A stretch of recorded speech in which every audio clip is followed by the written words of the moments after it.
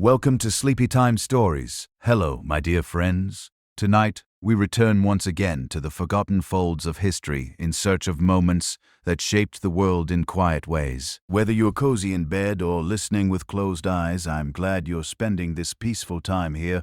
I'd love to know where you're tuning in from and what time it is in your part of the world. Are you just waking up or about to drift off with the past whispering in your ear?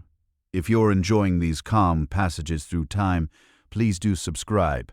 There are many more nights like this ahead. What I'm about to reveal will shatter everything you thought you knew about Victorian respectability. Behind the pristine image of proper ladies managing their households and attending tea parties, an epidemic was quietly claiming lives across drawing rooms throughout England and America. These women weren't criminals or outcasts. They were mothers, wives, daughters, and pillars of society who became unwitting victims of their era's most dangerous miracle cure. In this series, I'm going to take you deep into the hidden world of Victorian opium addiction, where the line between medicine and poison blurred beyond recognition. We'll uncover the heartbreaking stories of real women whose names were whispered in hushed tones, whose mysterious deaths were explained away as nervous conditions or weak constitutions.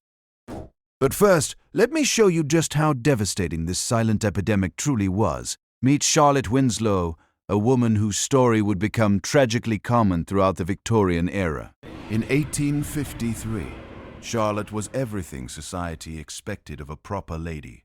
She managed her husband's household in Boston with military precision, raised 3 children with unwavering devotion, and never missed a single charitable function. But behind closed doors, Charlotte was fighting a battle that would ultimately claim her life. It started innocently enough.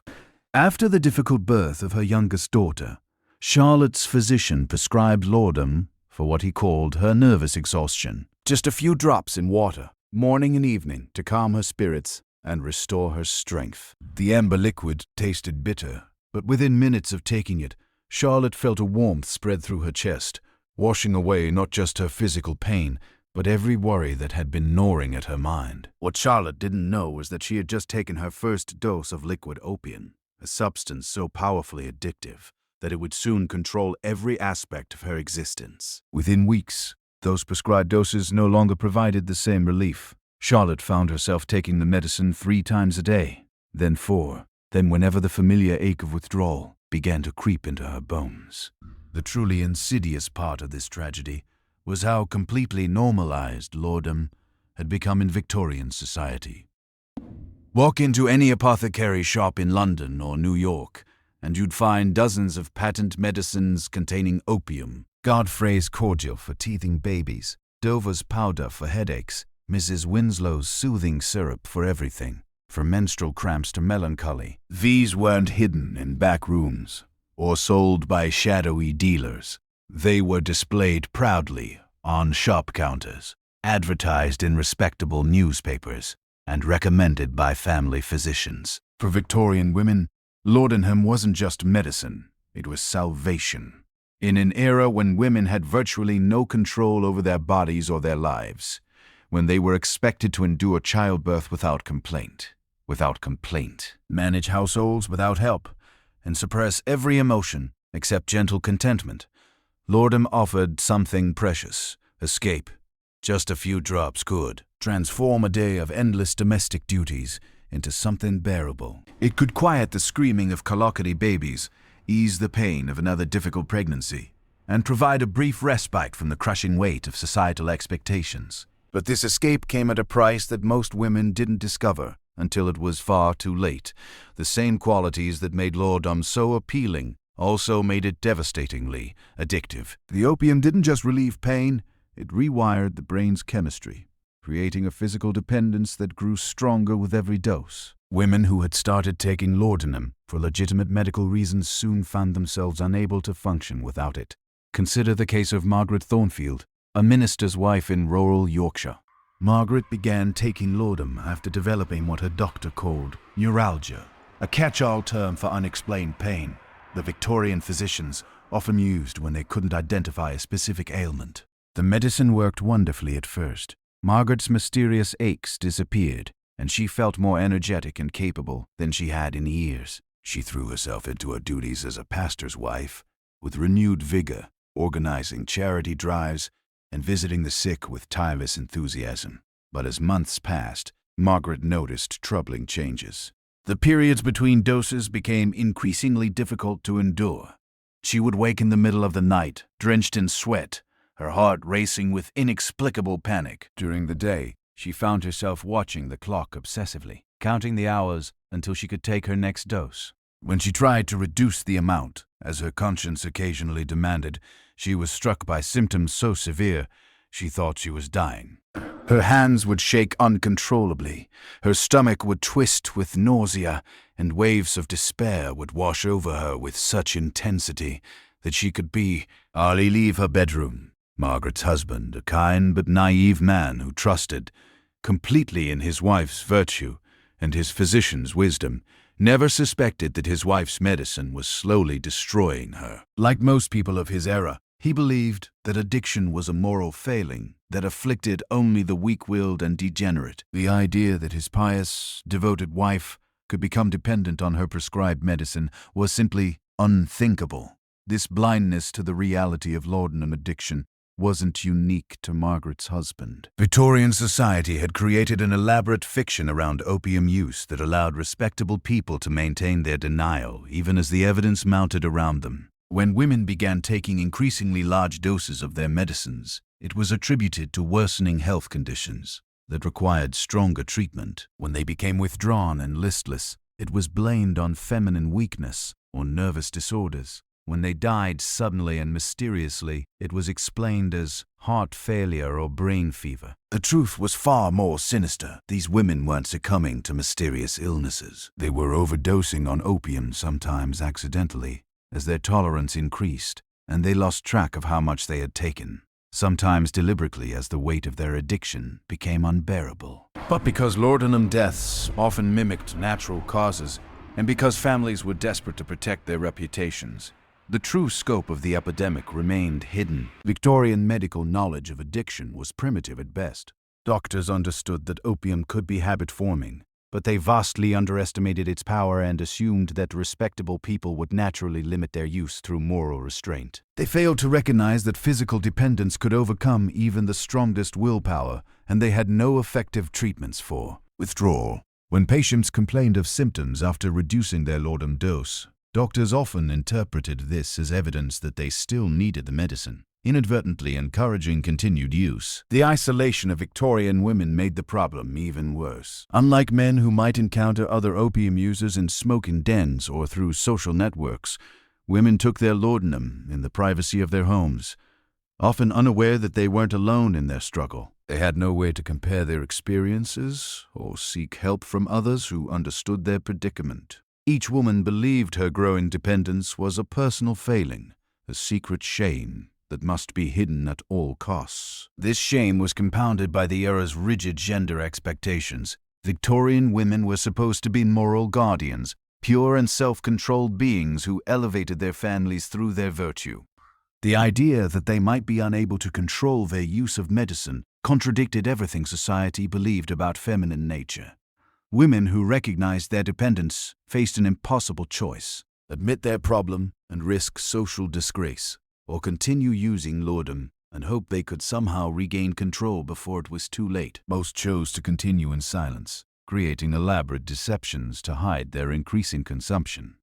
They would visit multiple apothecaries to avoid suspicion, claim to be buying medicine for sick relatives, or send servants on errands to purchase laudanum from shops across town. Some became expert at diluting their husband's brandy with laudanum, creating a mixture that could be consumed openly, without raising questions. Others hid bottles throughout their homes, ensuring they would never be caught without access to their medicine. The financial cost of maintaining a laudanum habit could be devastating. As tolerance increased, women needed larger and more frequent doses to achieve the same effect. What had started as a few pennies worth of medicine per week could eventually consume a significant portion of the household budget. Women would sell jewelry, pawn household items, or find creative ways to skim money from their domestic allowances to fund their purchases. Some even resorted to theft, taking coins from their husbands' pockets. or their children's piggy banks when desperation overwhelmed their moral constraints. But perhaps the most tragic aspect of the Lord epidemic was how it robbed women of their relationships with their children. Mothers who had once been attentive and nurturing became distant and unpredictable under the influence of opium. They might be unnaturally cheerful and energetic shortly after taking their medicine, then irritable and withdrawn as the effects wore off. Children learned to read these mood cycles, approaching their mothers carefully during the good periods and avoiding them during the bad ones.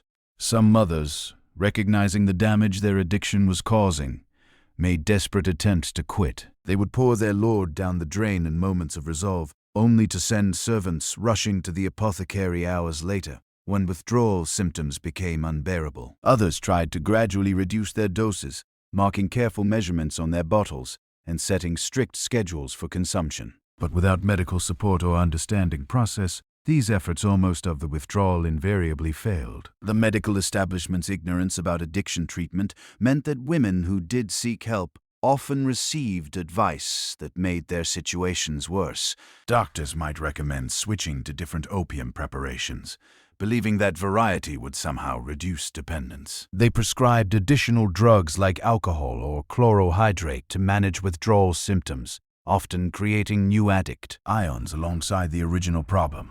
Some physicians recommended complete rescuers, isolating women in private sanatoriums, where they were given even more laudanum to keep them calm and compliant. The desperation of these women manifested in ways that would shock modern sensibilities. Eleanor Hartwell, wife of a prominent London banker, began crushing her laudanum tablets and mixing them with her morning tea when liquid preparations no longer satisfied her cravings. She would sit at her mahogany breakfast table, surrounded by fine china and fresh flowers, consuming what amounted to lethal doses of opium while discussing the weather with her unsuspecting husband. Eleanina's transformation was gradual, but unmistakable to those who knew how to look. Her once rosy complexion became pale and waxy. Her eyes took on a glassy, distant quality, and her movements became languid and dreamlike. She would nod off during afternoon visits, her embroidery falling from limp fingers as she drifted into opium-induced stupors. When questioned about her health, she would smile serenely and speak of feeling wonderfully peaceful, as if she had discovered some secret to contentment that others couldn't understand. The servants in these grand households often became unwitting accomplices in their mistress's addictions. Mary O'Brien, Eleanina's lady's maid, later recalled how she was sent on increasingly frequent errands to different chemist shops across London. Mrs. Hartwell would claim she needed medicine for various ailments, a headache remedy for the cook, stomach soothers for visiting relatives, sleeping draughts for her nervous sister. Mary never questioned these requests, because questioning one's employer simply wasn't done. And besides, all the medicines seemed perfectly legitimate. What Mary didn't realize was that she was participating in an elaborate shell game designed to hide the true extent of Eleanina's consumption. By the height of her addiction, Eleanina was taking laudanum every 2 hours around the clock. She kept bottles hidden in her jewelry box, behind books in the library, even sewn into the lining of her winter coat. The woman who had once prided herself on running an impeccable household could no longer remember whether she had given instructions to the cook or paid the weekly bills. The social calendar that had once defined Eleanina's existence became a minefield of potential exposure. She would accept invitations to tea parties and charity events, then spend agonizing hours calculating when she could take her medicine without being observed. Sometimes, she would excuse herself multiple times during a single afternoon visit, claiming feminine indisposition, while she retreated to consume laudanum in the host's powder room. Other times she would arrive at social gatherings already heavily medicated, speaking too slowly and smiling too broadly while her friends exchanged worried glances. Victorian etiquette provided perfect cover for these behaviors, because polite society had developed elaborate codes for ignoring uncomfortable truths. When Eleanor began missing important social events or arriving in obviously altered states, her friends simply stopped mentioning it. They would speak around her condition, referring to her delicate constitution or her ongoing treatment for nervous exhaustion. This conspiracy of silence allowed the addiction to progress, unchecked while maintaining the fiction that everything was perfectly normal. The physical deterioration of laudanum addicts followed a predictable pattern that doctors of the era either failed to recognize or chose to ignore. Women would lose significant amounts of weight as the opium suppressed their appetites, but this was often praised as fashionable thinness rather than recognized as a symptom of illness. Their skin would take on a yellowish pallor, their teeth would begin to decay from the constant presence of sugar-laden patent medicines, and their hair would become brittle and lifeless. Yet, these changes were often attributed to the natural effects of aging or the stresses of domestic life. Perhaps most tragically, the cognitive effects of chronic laudanum use robbed these women of their mental acuity just when they needed it most to recognize their predicament. The same drug that had initially sharpened their focus and elevated their mood began to cloud their judgment and impair their memory. They would forget conversations they had just finished, lose track of time for hours at a stretch, and make increasingly poor decisions about their medicine consumption. Victoria Ashworth, a clergyman's daughter from Bath, exemplified this tragic decline. Once known for her sharp wit and extensive knowledge of literature, Victoria began experiencing what she described as mental fog after months of laudanum use. She would start reading a book only to discover she had already read the same chapter 3 times, without remembering it. During conversations, she would lose her train of thought mid-sentence, staring blankly at her companions, while struggling to remember what she had been saying. Victoria's family attributed these changes to the natural progression of whatever mysterious ailment required her constant medication. They encouraged her to rest more, to avoid taxing her delicate mind with challenging reading or complex thoughts. This well-meaning advice only accelerated her decline as the isolation and mental inactivity made her more dependent on laudanum for stimulation and comfort. The relationship between laudanum addiction and Victorian marriage patterns created additional layers of tragedy. Wives were expected to be cheerful, compliant, and showerly available to their husbands, regardless of their own feelings or physical state. Laudanum provided a chemical solution to this impossible expectation, allowing women to perform their marital duties while feeling emotionally detached from the experience. Some women began taking extra doses before intimate encounters, using opium to numb themselves to unwanted sexual contact. This use of laudanum as a coping mechanism for marital rape, though never acknowledged or discussed openly, became disturbingly common among Victorian women. The drug allowed them to dissociate from traumatic experiences while maintaining the appearance of wily compliance. Husbands often interpreted their wives' drug passivity as contentment, never recognizing that they were essentially assaulting unconscious women. The pregnancy experiences of laudanum-addicted women were particularly horrific. Opium crosses the placental barrier readily, meaning that unborn children were exposed to the drug throughout their development. Babies born to addicted mothers often suffered from what doctors described as nervous conditions or failure to thrive. Not understanding that these infants were experiencing withdrawal from drugs they had never consciously consumed. Sarah Petton, a merchant's wife in Manchester, gave birth to 4 children during her years of laudanum addiction. Each pregnancy became progressively more difficult as her tolerance increased and her health deteriorated. Her first child, conceived before her addiction began, was healthy and robust, but her subsequent children were born small and sickly, prone to crying fits and digestive problems that no amount of care seemed to cure. Sarah, desperate to soothe her suffering infants, would sometimes give them tiny doses of her own medicine, unknowingly perpetuating the cycle of addiction into the next generation. The pattern of infant laudanum use was so common that entire generations of Victorian children were exposed to opium from birth. Patent medicine specifically, marketed for babies, contained substantial amounts of the drug, and mothers routinely dosed fussy infants to keep them quiet and compliant. Children who survived this early exposure often developed lifelong health problems and increased susceptibility to addiction as adults. As tolerance levels rose, some women began experimenting with more concentrated forms of opium. They would purchase raw opium from sailors returning from the East Indies, or seek out Chinese immigrants who could provide stronger preparations. These ventures into opium dens and foreign communities represented dramatic departures from Victorian respectability, but desperation had long since overcome social constraints. The opium dens of London's East End became unlikely refugees for upper-class women whose prescriptions no longer provided adequate relief. These establishments, originally serving Chinese workers and sailors, began catering to a surprising clientele of well-dressed ladies who arrived in closed carriages after dark. The proprietors quickly learned to provide private rooms and discreet service for customers who paid premium prices for privacy and stronger drugs. Elizabeth Morrison, daughter of a prominent judge, began frequenting such establishments in 1867 after her physician refused to increase her laudanum prescription. Disguised in plain clothing and accompanied by her most trusted servant, Elizabeth would slip through the back entrances of Limehouse opium houses, seeking the pure drug that her refined medicines could no longer provide. She would lie on silk cushions beside Chinese laborers and foreign seamen, all boundaries of class and race dissolved in their shared pursuit of opium dreams. These expeditions became increasingly dangerous as Elizabeth's addictio progressed.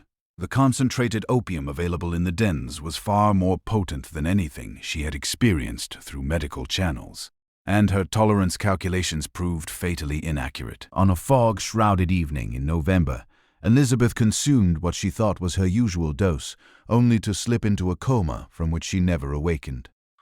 Her body was discovered the next morning by her frantic servant, but the official cause of death was listed as heart failure to spare her family's reputation. The cover-up surrounding laudanum deaths became an art form among Victorian families, desperate to protect their social standing. Physicians were often complicit in these deceptions, understanding that accurate death certificates would destroy entire family legacies. They would examine obviously overdosed bodies and certify deaths as resulting from consumption, brain fever, or sudden cardiac arrest. Funeral services would emphasize the deceased virtue and piety, with no mention of the bottles of laudanum found clutched in their lifeless hands. The elaborate funeral of Elizabeth Morrison became a template for how Victorian society processed these tragic deaths. Her father, Judge Morrison, delivered a moving eulogy about his daughter's delicate constitution and her brave struggle against nervous exhaustion. The Moors, dressed in their finest black silk, nodded solemnly as he spoke of Elizabeth's charitable works and gentle nature. None of them mentioned the empty lord and bottles found throughout her bedroom, or the suspicious circumstances of her death in London's East End.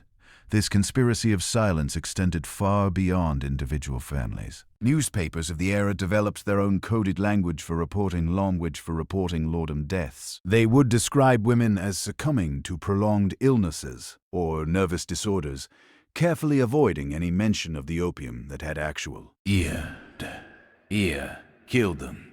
Obituaries praised the deceased patients in bearing their suffering, their devotion to family, and their graceful acceptance of God's will. The true cause of their agony remained hidden beneath layers of euphemism and social propriety.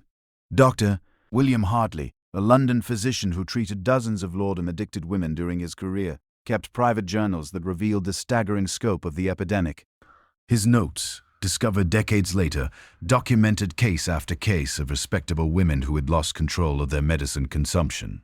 He wrote of Mrs. Catherine Wells, a banker's wife, who was taking 40 grains of laudanum daily by the time she sought his help. To put this in perspective, 2 grains was considered a therapeutic dose for severe pain. Catherine was consuming 20 times the recommended amount just to feel normal. Dr. Scolv, normal. Dr.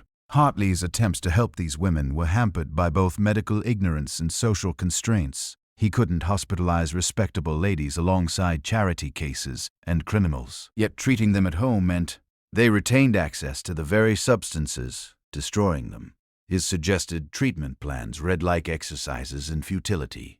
Gradual reduction schedules that patients couldn't follow. Moral lectures about willpower that ignored the physical reality of addiction and recommendations for travel to distant climates where patients simply found new sources for their drugs. The international nature of the opium trade meant that Victorian women could feed their addictions almost anywhere in the civilized world. Agnes Whitmore, fleeing her husband's growing suspicions about her lord use, accompanied her sister on an extended tour of European spas. She discovered that German apothecaries sold even stronger opium preparations than their English counterparts, and that Swiss sanitariums would provide unlimited quantities of the drug to wealthy patients seeking treatment for nervous conditions. Agnes spent 6 months moving from spa to spa, always claiming to need stronger medicine for her worsening condition. She would arrive at each new establishment appearing one and suffering dramatically, describing symptoms that any physician would recognize as requiring opiate treatment. The European medical community, even more differential to wealthy English ladies than their domestic counterparts, readily prescribed whatever Agnes requested. But the constant travel and increasing drug consumption began taking a visible toll. Agnes's letters home, initially cheerful accounts of scenic mountain views and therapeutic treatments, became increasingly erratic and confused. She would write the same news multiple times in a single letter, forget important family events, and describe conversations with people who didn't exist. Her handwriting, once elegant and precise, became shaky and barely legible. When Agnes finally returned to England, her transformation shocked even those who had known about her laudanum use. She appeared to have aged decades during her months abroad, her face gaunt and her movements unsteady. She spoke in whispers, as if afraid that normal conversation might shatter her fragile composure. Most disturbing of all, she seemed to exist in a perpetual state of confused euphoria, smiling serenely while discussing tragic events and responding to questions that hadn't been asked. Agnes's husband, initially grateful for her apparent calm after years of witnessing her nervous agitation, gradually realized that something was terribly wrong. His wife would sit for hours staring at nothing, occasionally murmuring to herself in languages he didn't recognize. She would forget to eat for days at a time, then suddenly consume enormous meals before vomiting everything she had eaten. She began wearing the same clothes repeatedly, seemingly unaware that they were becoming soiled and wrinkled. The servants in the Whitmore household watched their mistresses decline with growing alarm. Mary, the head housekeeper, later recalled finding dozens of empty laudanum bottles hidden throughout Agnes's bedroom. Some were concealed inside hat boxes, others tucked behind books or sewn into dress pockets. The sheer quantity suggested that Agnes was consuming amounts that would have killed an inexperienced user, her tolerance having reached levels that defied medical understanding. Agnes' final weeks followed a pattern that had become tragically familiar among late-age lord addicts. She would experience periods of relative clarity during which she would recognize the severity of her condition and make desperate promises to reform. She would pour bottles of medicine down the drain, burn her secret stashes, and swear to her husband that she was finally free from her dependence. But these moments of clarity were invariably followed by crushing waves of withdrawal that drove her back to even heavier use. She would send servants on urgent missions to every apothecary in London, claiming she needed medicine for suddenly developed ailments. When local sources became suspicious of her frequent purchases, she began ordering laudanum through the mail, using false names, and having packages delivered to addresses throughout the city. The physical symptoms of Agnes's withdrawal attempts were so severe that her husband began to believe she was genuinely dying from some mysterious disease. She would shake uncontrollably, sweat profusely despite cool weather, and experience hallucinations that left her screaming in terror. Her heart would race so violently that her pulse could be seen beating in her neck, and she would suffer from diarrhea and vomiting that left her completely dehydrated. These symptoms, which modern medicine recognizes as classic opiate withdrawal, were interpreted by Victorian physicians as evidence of serious organic disease. They would examine Agnes during her worst moments and conclude that she needed even stronger medications to combat whatever illness was ravaging her system. Their well-intentioned treatments only deepened her addiction, creating a medical merry-go-round that trapped her in escalating cycles of dependence. The psychological effects of chronic laudanum use were perhaps even more devastating than the physical symptoms. Agnes began experiencing what she described as waking dreams, elaborate fantasies that seemed more real to her than actual events. She would have detailed conversations with her deceased mother, planned parties for guests who never arrived, and become convinced that servants were stealing from her while she slept. These delusions became increasingly paranoid and violent. Agnes accused her husband of trying to poison her, claimed that her sister was plotting to steal her inheritance, and became convinced that the local police were watching her house. She would barricade herself in her bedroom for days at a time, emerging only to search for laudanum she believed others had hidden from her. The isolation imposed by these paranoid delusions accelerated Agnes's decline. Cut off from human contact by her own suspicions, she existed in a world populated entirely by drug-induced phantoms. She would hold elaborate tea parties with imaginary guests, engaging in animated conversations with empty chairs while real visitors waited unacknowledged in her drawing room.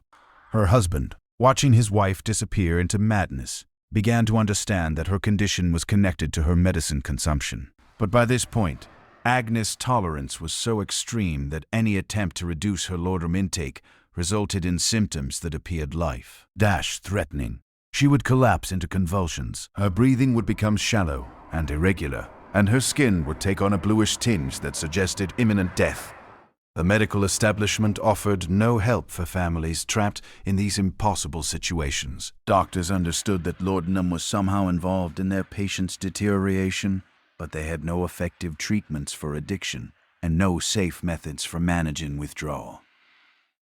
Their standard recommendation was to continue the medicine at whatever level seemed necessary to prevent immediate crisis, essentially condemning patients to a slow death by overdose. Agnes Whitmore died on a rainy Tuesday morning in October, found by her maid sitting peacefully in her favorite chair with an empty laudanum bottle in her lap. The official cause of death was recorded as heart failure brought on by nervous exhaustion, a diagnosis that satisfied the coroner and preserved the family's reputation. Her funeral was attended by hundreds of mourners who praised her gentle spirit and patient endurance of suffering, never knowing that they were grieving a woman who had spent her final years in the grip of devastating addiction. The aftermath of these deaths often revealed the true extent of the laudanum epidemic within Victorian families. When relatives cleaned out the deceased woman's possessions, they would discover evidence of consumption that shocked even those who had suspected a problem. Hidden bottles, secret correspondence with multiple apothecaries, and detailed journals documenting failed attempts at self-treatment painted pictures of desperate women fighting battles they couldn't win. Rebecca Thornton, clearing out her late sister's bedroom, found a leather-bound diary that chronicled 3 years of attempted recovery from laudanum addiction. The early entries were hopeful, describing detailed plans for gradual reduced and moral resolutions to overcome weakness of character. But as the months progressed, the entries became increasingly desperate and incoherent. The final pages contained only tally marks, apparently counting doses taken each day, with numbers that climbed steadily higher until the writing stopped entirely. These discoveries forced families to confront uncomfortable truths about their loved ones. Final. They realized that behaviors they had attributed to illness or eccentricity were actually symptoms of drug addiction. The mysterious mood swings, the frequent illnesses that required seclusion, the gradual withdrawal from social activities, all suddenly made horrible sense when viewed through the lens of opiate dependence. Some families chose to learn from these revelations, becoming advocates for better understanding of addiction and more careful prescribing practices. But most simply destroyed the evidence and maintained the fiction that their relatives had died from natural causes.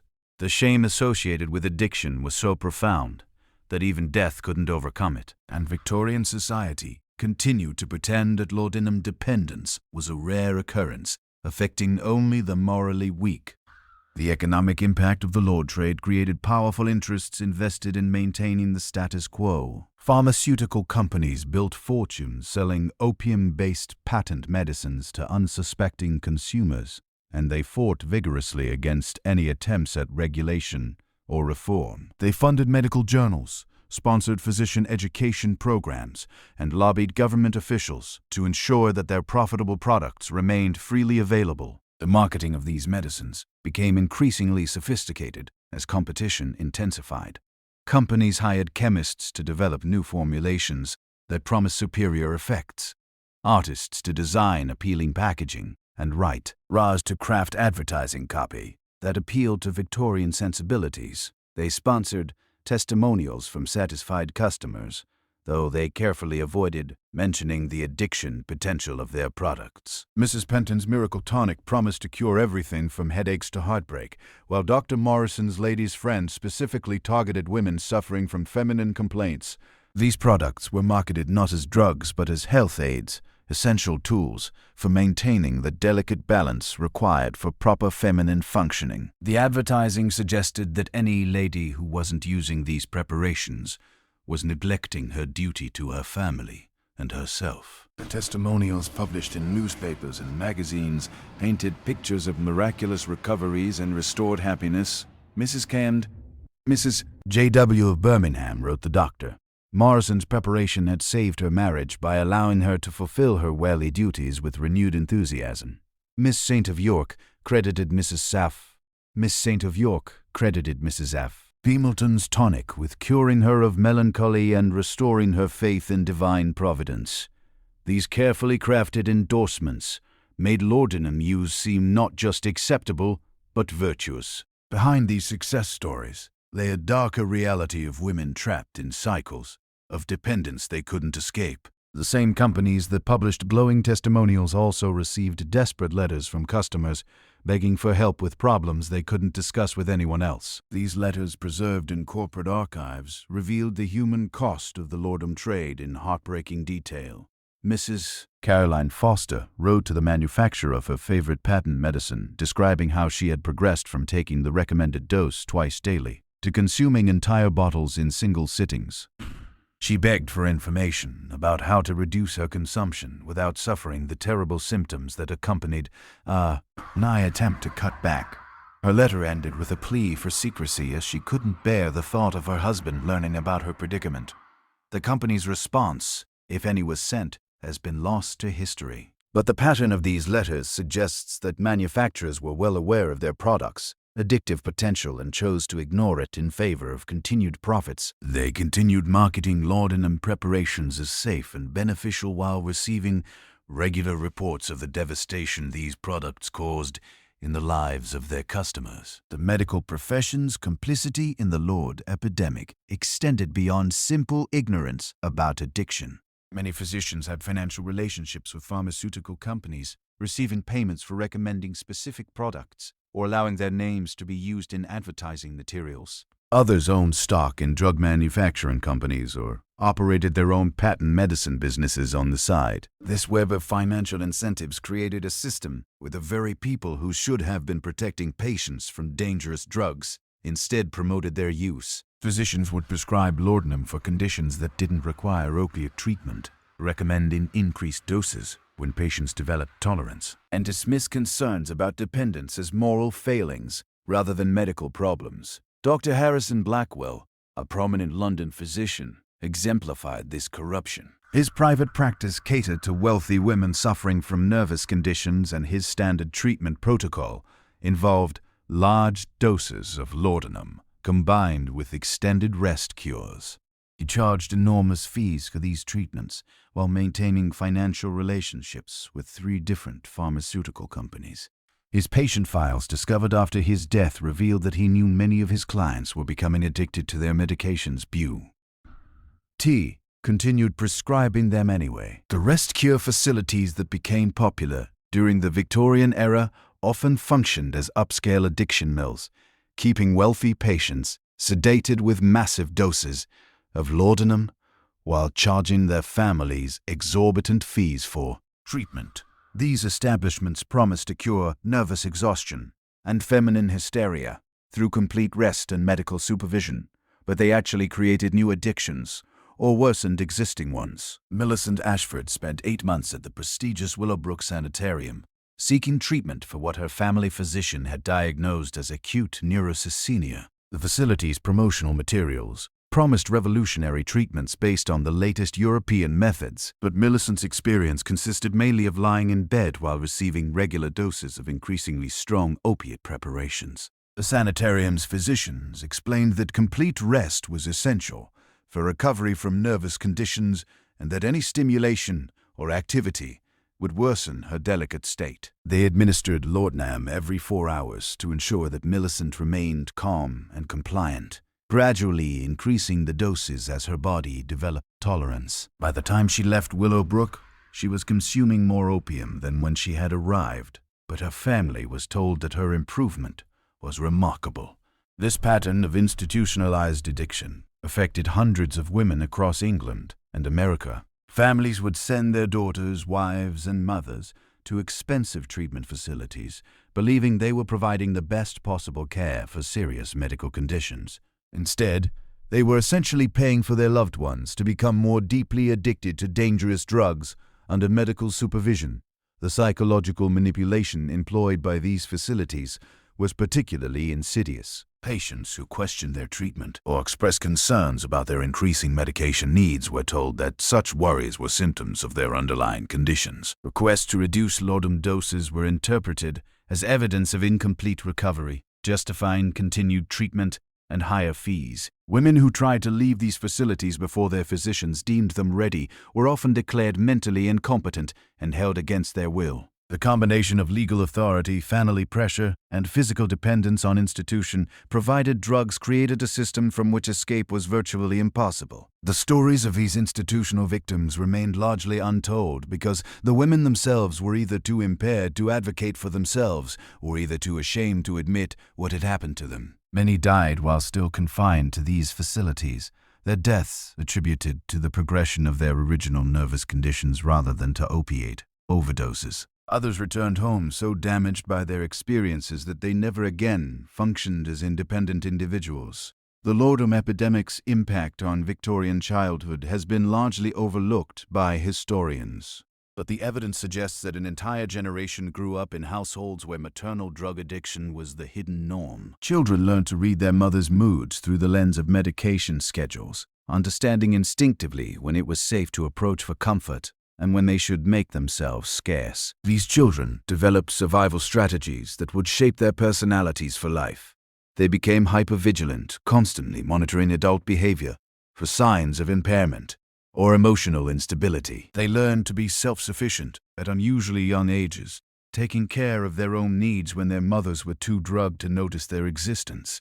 Most tragically, they often blamed themselves for their mother's condition, believing that they had somehow caused the mysterious illness that required constant medication.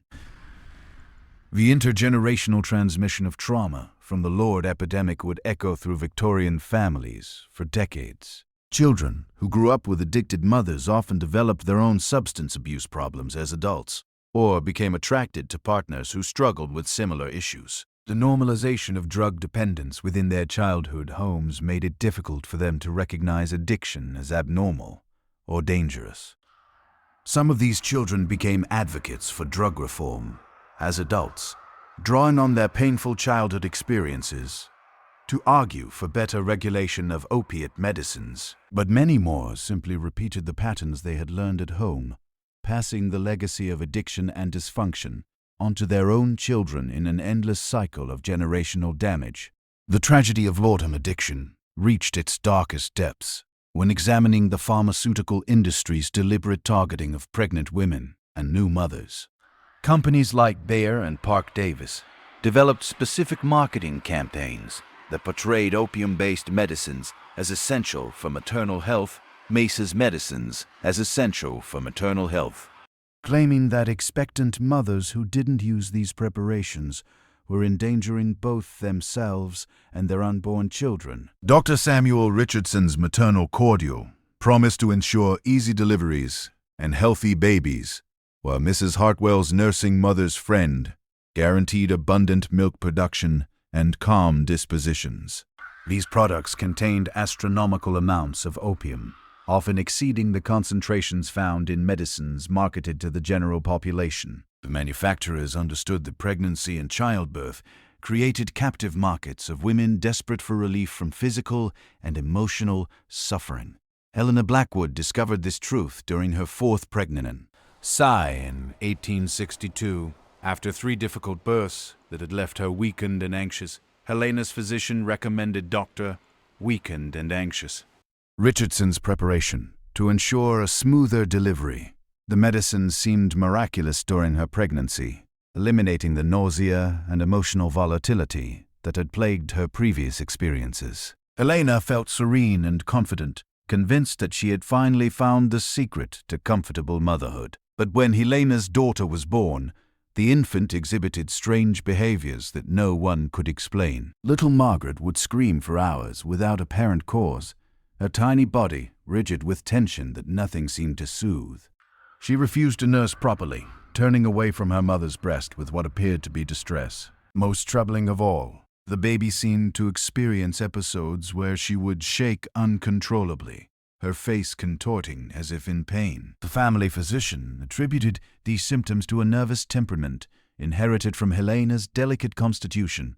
He recommended continuing the maternal cordial throughout the nursing period to ensure that Helena's milk would carry calming properties to her agitated infant. What he didn't understand was that baby Margaret was experiencing withdrawal from opium she had received through the placenta, and that continuing Helena's medication would only perpetuate the infant's addiction through breast milk. This tragic cycle repeated itself in nurseries across the civilized world as entire families became unknowingly dependent on opium. Mothers would dose themselves to cope with the demands of childcare, inadvertently drugging their nursing infants. When these babies became fussy or difficult, mothers would increase their own medication or begin giving the children direct doses of patent medicines, specifically marketed for infant use. The most popular of these pediatric preparations was Mrs. Winslow's soothing syrup, which contained enough morphine to sedate a grown man. Advertisements for the product featured angelic children sleeping peacefully while their grateful mothers looked on with satisfaction. The marketing copy promised that the syrup would quiet fretful babies instantly, allowing exhausted mothers to rest and attend to their other duties without constant interruption. What the advertisements didn't mention was that babies given regular doses of these soothing syrups often died in their sleep, victims of respiratory depression caused by opiate overdose.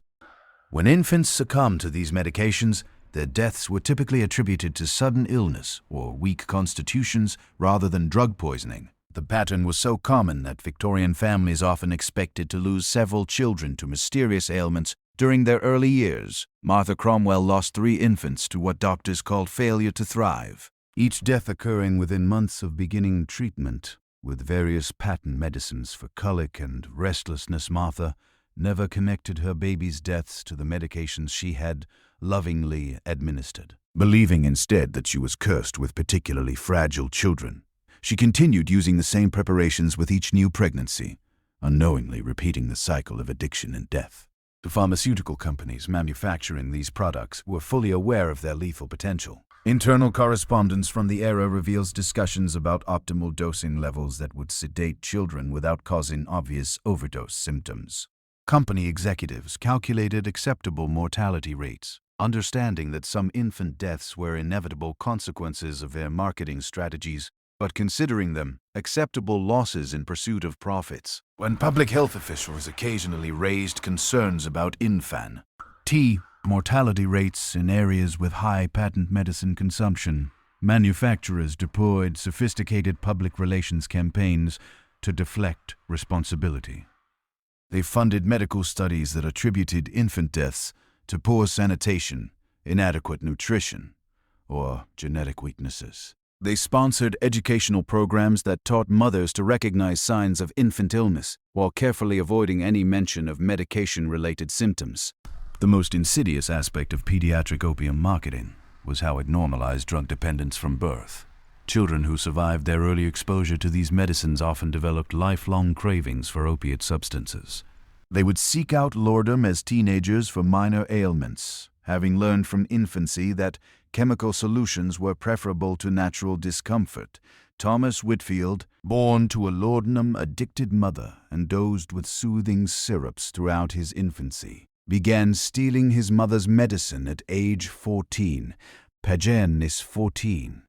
He had discovered that small amounts of laudanum eliminated the mysterious aches and restlessness that had plagued him since childhood, not understanding that these symptoms were actually withdrawal effects from the opium he had consumed as a baby. By the time Thomas reached adulthood, he was purchasing laudanum in quantities that shocked even experienced apothecaries. His tolerance, developed through years of intermittent exposure, beginning in the womb, allowed him to consume doses that would have killed other young men. He moved through a series of jobs and relationships, unable to maintain stability while battling an addiction he had never chosen to acquire. Thomas's story was repeated countless times throughout the Victorian era as children born into opium-saturated households grew up to become the next generation of addicts. The pharmaceutical industry had essentially created a self-perpetuating market by ensuring that addiction would pass from parent to child like a hereditary disease. The international scope of the laudanum trade created additional complications for families trying to understand or address addiction problems. Opium poppies cultivated in Turkey, India, and China were processed into various preparations in European laboratories, then shipped worldwide with minimal regulation or quality control. The same base ingredients might be formulated into dozens of different products with wildly varying potencies.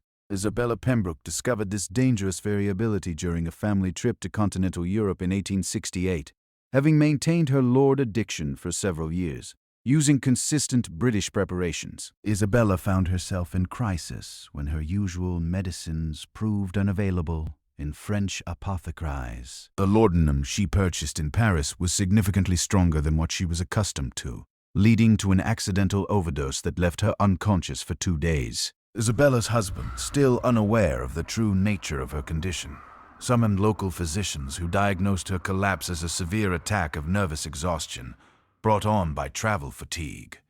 They prescribed additional opium-based medicines to restore her strength, inadvertently worsening her already dangerous level of intoxication. Isabella spent the remainder of their European vacation in a semi-conscious state, her family attributing her condition to the delicate health that had always required careful medical management. The lack of standardization in international drug manufacturing created a deadly lottery for addicted women who found themselves away from their usual suppliers. German preparations might be twice as strong as English equivalents, while Italian formulations could be diluted with alcohol that created additional complications. Women who traveled frequently learned to carry extensive supplies of their preferred medicines, but luggage limitations and customs inspections often forced them to rely on local products with unpredictable results. The diplomatic immunity enjoyed by wealthy foreign visitors complicated efforts to track or address laudanum deaths that occurred during international travel. When prominent English ladies died mysteriously in foreign hotels or sanitariums, their bodies were typically returned home quickly with death certificates citing natural causes.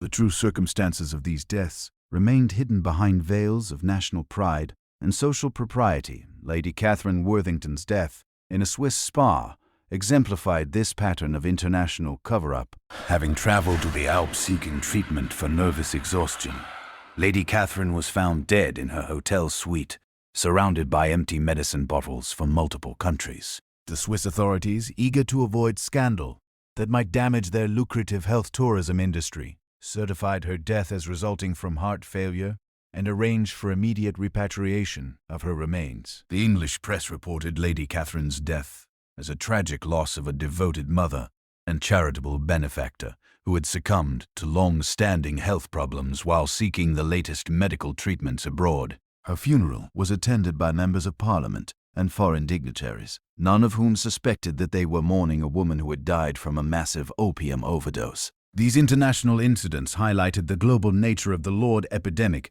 demonstrating that opium addiction transcended national boundaries and cultural differences. Wealthy women from every developed nation were falling victim to the same dangerous medicines, and their deaths were being concealed by the same elaborate networks of professional and social complicity.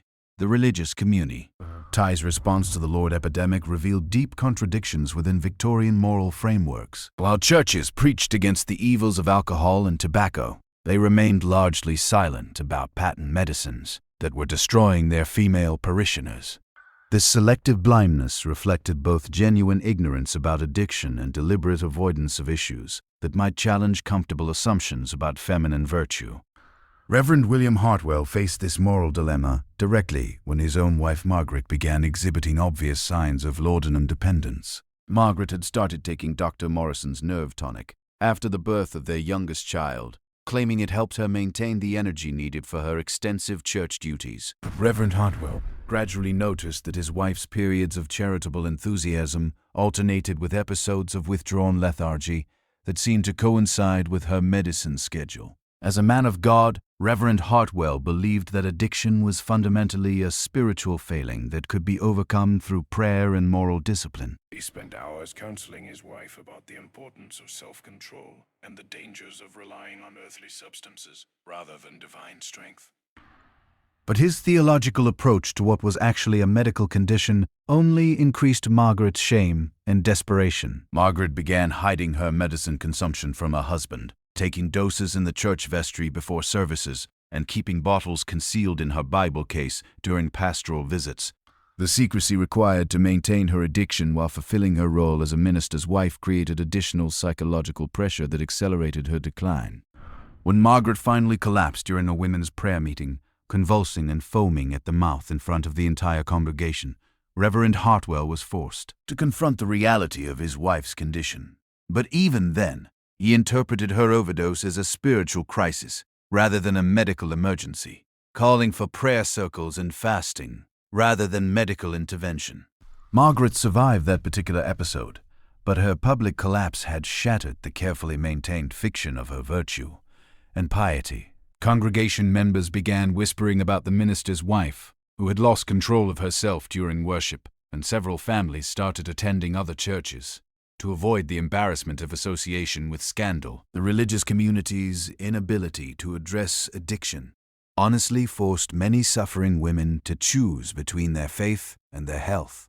They could confess their struggles and face condemnation as moral failures, or they could maintain their addictions in secret while participating in religious activities that emphasized the very self-control they had lost. Some women found refuge in religious communities that took more compassionate approaches to human weakness. The Society of Friends, known as Quakers, developed early understanding of addiction as a medical rather than moral problem, offering support and treatment rather than judgment. But these progressive religious groups represented small minorities within predominantly punitive theological frameworks. The economic pressures created by laudanum addiction often forced women into increasingly desperate measures to fund their drug purchases. As tolerance levels rose and required doses became more expensive, many women found themselves consuming significant portions of household budgets on medicine without their husband's knowledge. Constance Fairfax developed an elaborate system of financial deception to support her escalating laudanum consumption. She would purchase expensive household items from merchants who agreed to inflate their invoices, then return the goods for cash refunds that she used to buy medicine. She convinced tradespeople to bill her husband for services never rendered, keeping the payments for her own use. Most ingeniously, she began hosting charity fundraising events where she would skim donations intended for orphanages and hospitals. Constance's financial manipulations worked for nearly 2 years before her husband discovered discrepancies in their household accounts. By that time, she had embezzled hundreds of pounds from various sources, creating debts that threatened to destroy her family's social standing and financial security. When confronted with evidence of her theft, Constance broke down and confessed not only to the financial crimes, but to the Lord. Addiction that had driven her to desperate measures. Her husband, a respected banker who had built his reputation on financial integrity, faced the impossible choice between exposing his wife's crimes and covering up behavior that violated everything he claimed to believe about honesty and moral responsibility. The family ultimately chose concealment over justice, repaying the stolen funds and fabricating explanations for the financial irregularities. Constance was quietly sent to a private sanitarium where she could receive treatment away from public scrutiny. But the shame and stress of her exposure triggered a final overdose that ended her life within weeks of her admission.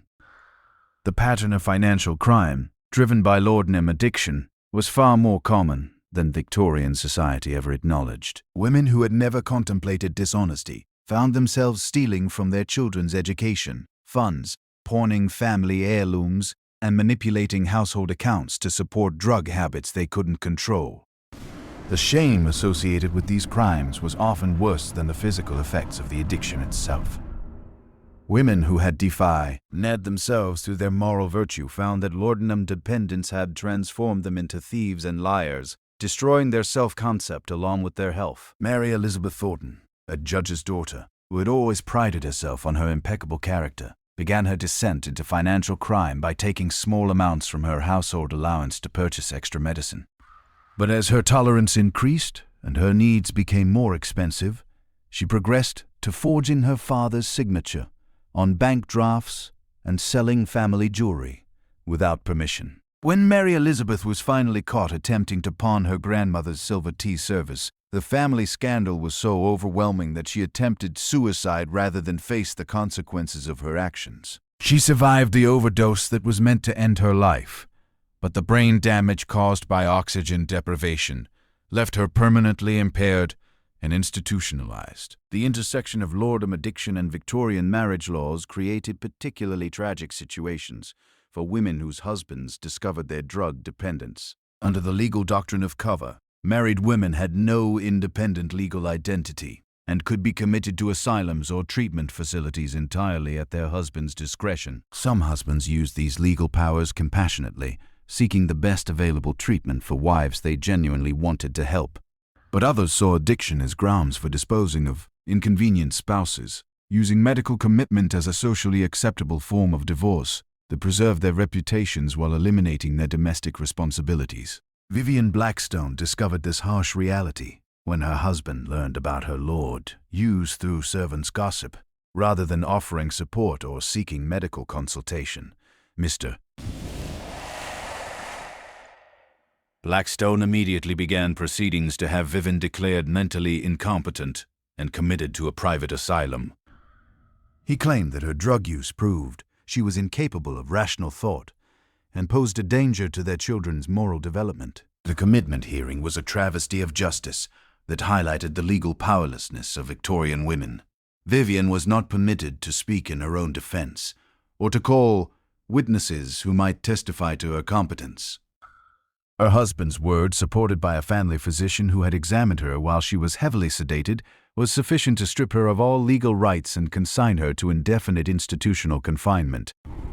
Vivian spent the final 8 years of her life in Brookhaven Asylum, a private facility that specialized in housing inconvenient family members from wealthy households. She was kept continuously medicated with the same laudanum that had destroyed her freedom, ostensibly to prevent the violent outbursts that never actually occurred. Her husband remarried within a year of her commitment, telling friends that his first wife had succumbed to hereditary mental illness that made remarriage a sad necessity. The asylum records from Brookhaven and similar institutions revealed hundreds of women who had been committed primarily for laudanum addiction, rather than genuine mental illness. These facilities functioned as dumping grounds for families who wanted to avoid the scandal of public addiction treatment or divorce proceedings. The conditions in these private asylums were often worse than those in public institutions because wealthy families paid premium fees for discretion rather than quality care. Women were kept isolated from outside contact, denied visitors who might question their treatment, and subjected to experimental therapies that often worsened their conditions. Dr. Kaur worsened their conditions. Dr. Heinrich Zimmermann, medical director of the prestigious Millbrook Sanitarium, developed what he called the exhaustion cure for female patients suffering from laudanum addiction. His treatment involved administering massive doses of opium to induce profound unconsciousness, then gradually reducing the medication while the patient remained sedated. The theory was that women could be weaned from addiction while unconscious, avoiding the psychological distress of withdrawal. In practice, Zimmermann's exhaustion cure killed more patients than it helped. Women would slip into comas from which they never awakened or would emerge from sedation so brain damaged that they required permanent institutional care. But the treatment continued for years because families were desperate for any solution that promised to restore their loved ones' respectability. The few women who survived these experimental treatments and eventually gained release from private asylums often found that their years of institutionalization had destroyed any possibility of returning to normal life. They had lost touch with their children, who had been told their mothers were dead and had been replaced in their social circles by women who had maintained their reputations intact. Elizabeth Harrington spent 6 years at Nilbrook after being committed for laudanum addiction, emerging finally when her husband's business failures made continued private treatment financially impossible. She returned to a world where her teenage children no longer recognized her. Her friends had forgotten her existence, and her position in society had been permanently forfeited. Elizabeth's attempts to rebuild her life were hampered by the social stigma of having been institutionalized and by the physical damage caused by years of experimental treatment. She had lost most of her teeth, suffered from chronic tremors, and experienced memory problems that made complex tasks impossible. Most tragically, she had developed an even more severe addiction to the medications used during her treatment, leaving her worse off than when she had first sought help. The stories of these institutional survivors were rarely told because the women themselves were too damaged or ashamed to speak publicly about their experiences. But their silent suffering represented the ultimate failure of Victorian society's approach to laudanum addiction, demonstrating how medical ignorance and social prejudice could transform treatable conditions into lifetime tragedies. The international trade networks that supplied opium to Victorian consumers created opportunities for particularly unscrupulous operators to exploit addicted women.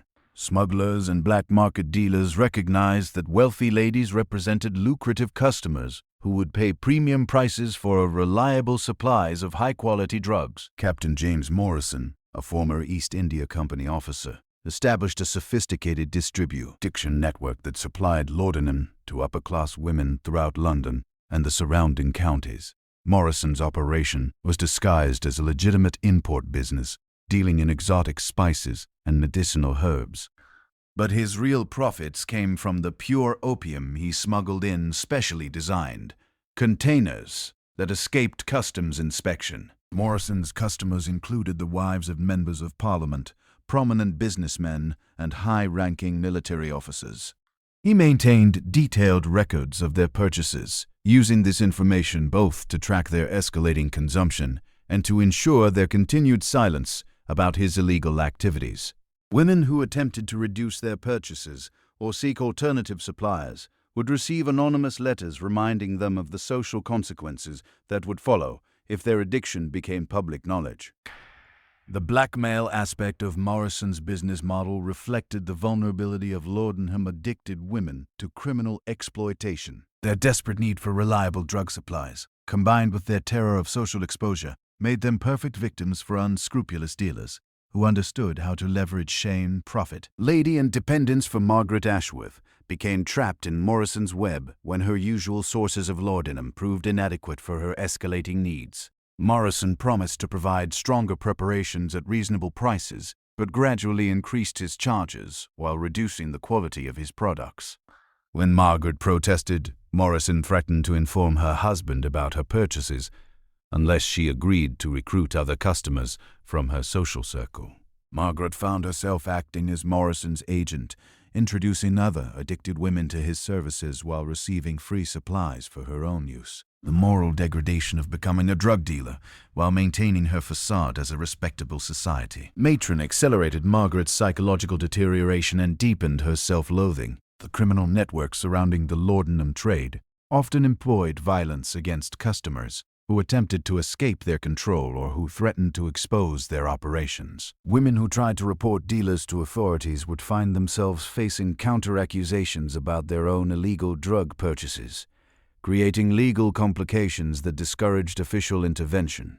When Sarah Petton attempted to testify against the dealer who had been supplying her with adulterated laudanum, she discovered that her own medical records had been subpoenaed to demonstrate her history of drug dependence. The prospect of having her addiction revealed in open court terrified Sarah so completely that she withdrew her complaint, and returned to purchasing from the same criminal who had been cheating her. This cycle of exploitation and intimidation kept many dangerous dealers in business for years, protected by their customers' fear of exposure. The legal system's inability to distinguish between victims and criminals in drug-related cases meant that addicted women received punishment rather than help when their situations came to official attention. The laudanum epidemic's impact on Victorian literature and arts has been largely overlooked, but many prominent female writers and artists of the era struggled with opium, addiction that profoundly influenced their creative work. The drug's effects on perception and emotion created distinctive artistic styles that reflected both the euphoria and despair of chronic intoxication. Christina Rossetti, though her addiction was never publicly acknowledged during her lifetime, produced poetry that clearly reflected the experiences of laudanum dependence. Her verses about lost time, fractured memories, and overwhelming yearning resonated powerfully with other addicted women who recognized their own experiences in her carefully crafted metaphors. The artistic community's romanticization of opium use,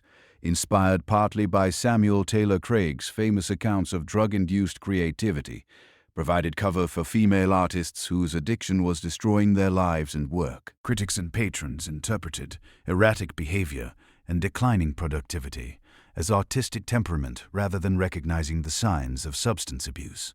Millicent Hartwell, a talented painter whose work was beginning to gain recognition in London galleries, saw her career destroyed by laudanum addiction. It gradually robbed her of the manual dexterity and visual acuity necessary for detailed artistic work.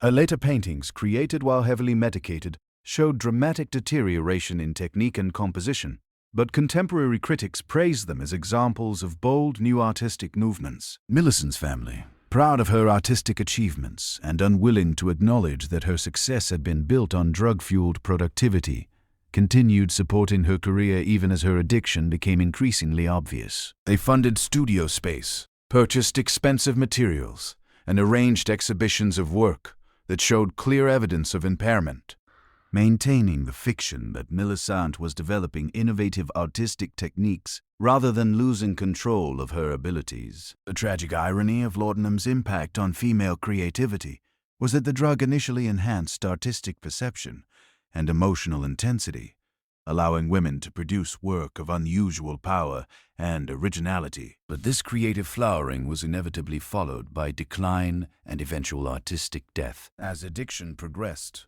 and tolerance levels rose, many promising female artists and writers of the Victorian era simply vanished from public view after brief periods of recognition. Their disappearances attributed to marriage, family obligations, or loss of artistic inspiration. But examination of private papers and family records suggests that laudanum addiction was the real cause of many interrupted careers, as talented women found themselves unable to continue creative work while battling drug dependence. The loss of these artistic voices represented a cultural tragedy that Victorian society never acknowledged, as an entire generation of female creativity was sacrificed to the laudanum epidemic that continued claiming victims in drawing rooms and artist studios across the civilized world. The publishing world of Victorian England became an unwitting accomplice in the laudanum epidemic through its promotion of female invalidism as a literary ideal. Novels of the era consistently portrayed frail, ethereal heroines whose delicate constitutions required constant medical attention, creating a cultural template that real women felt pressured to emulate. Publishers discovered that stories featuring beautiful suffering ladies resonated powerfully with female readers, many of whom were themselves struggling with the very conditions these fictional characters romanticized. Emma Whitfield, an aspiring novelist from Bath, found herself trapped between literary ambition and laudanum dependence in ways that would have seemed impossible to previous generations. Emma had begun taking Dr. Morrison's Nervous Remedy after reading serialized stories in the Ladies' Home Journal about sensitive heroines who required opiate medicines to function in harsh, unfailing worlds. The fictional characters seemed to offer a roadmap for transforming personal suffering into artistic authenticity. Emma's early writing, produced during the honeymoon phase of her laudanum use, possessed an otherworldly quality that impressed editors and readers alike. Her descriptions of emotional pain carried the vivid intensity of lived experience, while her depictions of feminine, their own struggles, and her carefully crafted fragility resonated with women who recognized prose. Publishers praised her work as representing the finest traditions of female literary sensibility. But as Emma's tolerance increased and her doses escalated, her writing began to reflect the darker realities of addiction. Rather than its initial euphoric effects, her characters became increasingly passive and disconnected, spending entire chapters in dreamlike states that mirrored Emma's own drug-induced stupors. Her once precise prose became rambling and repetitive, filled with half-completed thoughts and circular reasoning that reflected her deteriorating mental clarity. The publishing industry's response to Emma's decline in work quality revealed how completely they misunderstood the connection between laudanum use and artistic production. Editors interpreted her increasingly incoherent manuscripts as examples of experimental literary techniques, praising her bold departure from conventional narrative structures. They encouraged Emma to explore these new directions, unknowingly pushing her toward even more extreme drug use as she struggled to recapture the creative insights that had made her early work so compelling. Emma's final manuscript, submitted just weeks before her death from an accidental overdose, consisted largely of disconnected fragments and incomplete sentences that made no coherent sense. Yet her publisher released it posthumously as her masterpiece, claiming that Emma had transcended traditional literary forms to create something entirely new. Critics hailed the work as a breakthrough in feminine expression, never realizing they were celebrating the literary equivalent of a suicide note. The domestic service industry became another hidden casualty of the Lord epidemic, as household staff found the dick themselves managing employers whose drug use created impossible working conditions.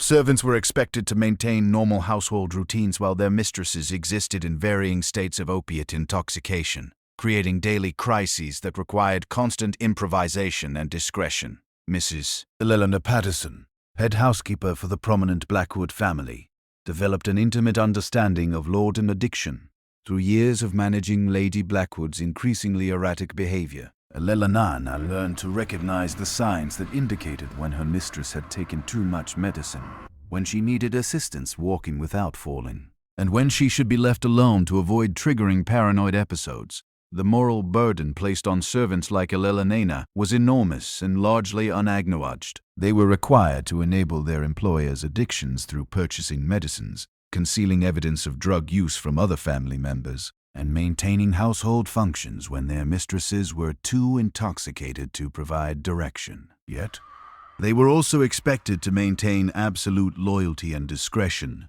never discussing their employer's conditions with anyone outside the household. Eleanor's detailed diaries, discovered decades after her death, provided unprecedented insight into the daily reality of living with laudanum addiction.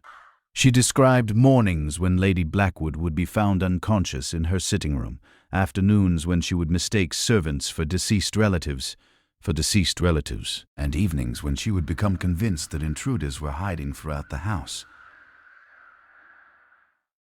The physical dangers posed by heavily medicated employers created constant anxiety for household staff who understood they could be blamed for any accidents or incidents that occurred under their watch. Eleanor wrote about nights spent sitting outside Lady Blackwood's bedroom door, listening for signs of distress that might indicate an overdose, requiring immediate intervention. She described the terror of finding her mistress unresponsive, never knowing whether to call for medical help and risk exposing the family's secret, or to wait and hope that Lady Blackwood would regain consciousness naturally. The economic relationship between servants and addicted employers created additional complications that trapped both parties in cycles of dysfunction. Lady Blackwood paid Eleanor significantly above normal wages, understanding that her discretion and specialized care were worth premium compensation. But this financial dependence made it impossible for Eleanor to seek other employment, even when Lady Blackwood's condition became dangerous for everyone in the household. Eleanor's position required her to become expert in managing laudanum overdoses,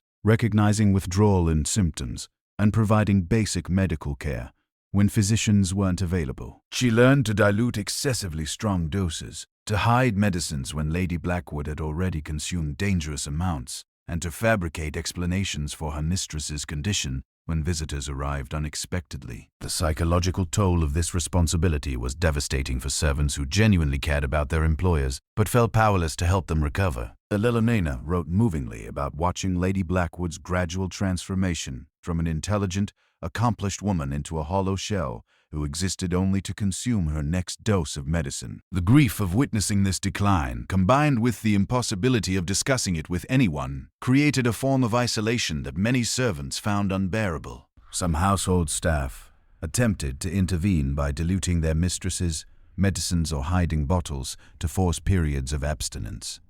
But these well-intentioned efforts usually backfired, creating withdrawal crises that were interpreted as evidence of worsening health conditions, requiring even stronger medications. Servants who were discovered tampering with medicines faced immediate dismissal, without references, making such interventions professionally suicidal. The network of servants working for laudanum addicted employers developed its own informal communication system, sharing information about effective management strategies and warning each other about particularly dangerous situations. These networks represented one of the few sources of support available to people dealing directly with the realities of Victorian opium addiction. But they operated in complete secrecy to protect both servants and employers from social exposure.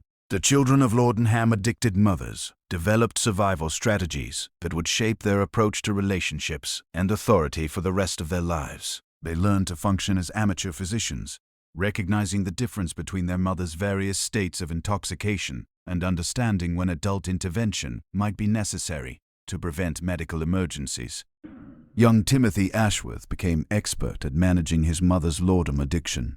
By age 10, having learned through painful experience that his survival depended on accurately reading her condition and responding appropriately. When his mother had taken too much medicine, Timothy would help her to bed and monitor her breathing until the danger passed. When she was experiencing withdrawal, he would bring her tea and remain nearby to provide comfort during the worst symptoms. Timothy's childhood responsibilities included tasks that no child should have been asked to perform. He learned to forge his mother's handwriting, to write excuses for missed social obligations, to lie convincingly to visitors about his mother's whereabouts, and to manage household finances when his mother was too impaired to handle money responsibly. Most tragically, he became skilled at hiding evidence of his mother's condition from his father, understanding instinctively that family stability depended on maintaining elaborate deceptions. The hypervigilance required for these responsibilities created lasting psychological changes that affected Timothy's development well into adulthood. He became unable to relax completely, always scanning his environment for signs of crisis or danger. He developed an exaggerated sense of responsibility for other people's emotional states, believing that he could prevent disasters through careful attention and appropriate intervention. Timothy's relationship with his mother was complicated by the fact that her personality changed dramatically, depending on her medication status. The warm, attentive woman who existed during brief periods of optimal dosing was replaced by either a hostile stranger during withdrawal or an unconscious invalid during overdose episodes. Timothy learned to treasure the rare moments when his real mother was accessible, while protecting himself emotionally from the unpredictable person she became under other circumstances. The educational neglect experienced by children of addicted mothers created long-term disadvantages that extended far beyond childhood. Timothy's formal schooling was frequently interrupted by family crises that required his presence at home, and his academic performance suffered from the chronic stress and sleep deprivation that characterized his daily existence. Teachers, who might have recognized his potential instead, saw a distracted, anxious child who seemed unable to focus on lessons. The social isolation imposed on these children was equally damaging. Timothy couldn't invite friends to his home because his mother's condition was unpredictable, and he couldn't discuss his family situation with peers because the shame and secrecy surrounding addiction made honest communication impossible. He grew up believing that his experiences were unique and shameful, never realizing that many other children in his social circle were dealing with similar challenges. Some children of addicted mothers became advocates for temperance and drug regulation as adults, channeling their childhood trauma into efforts to prevent other families from experiencing similar destruction.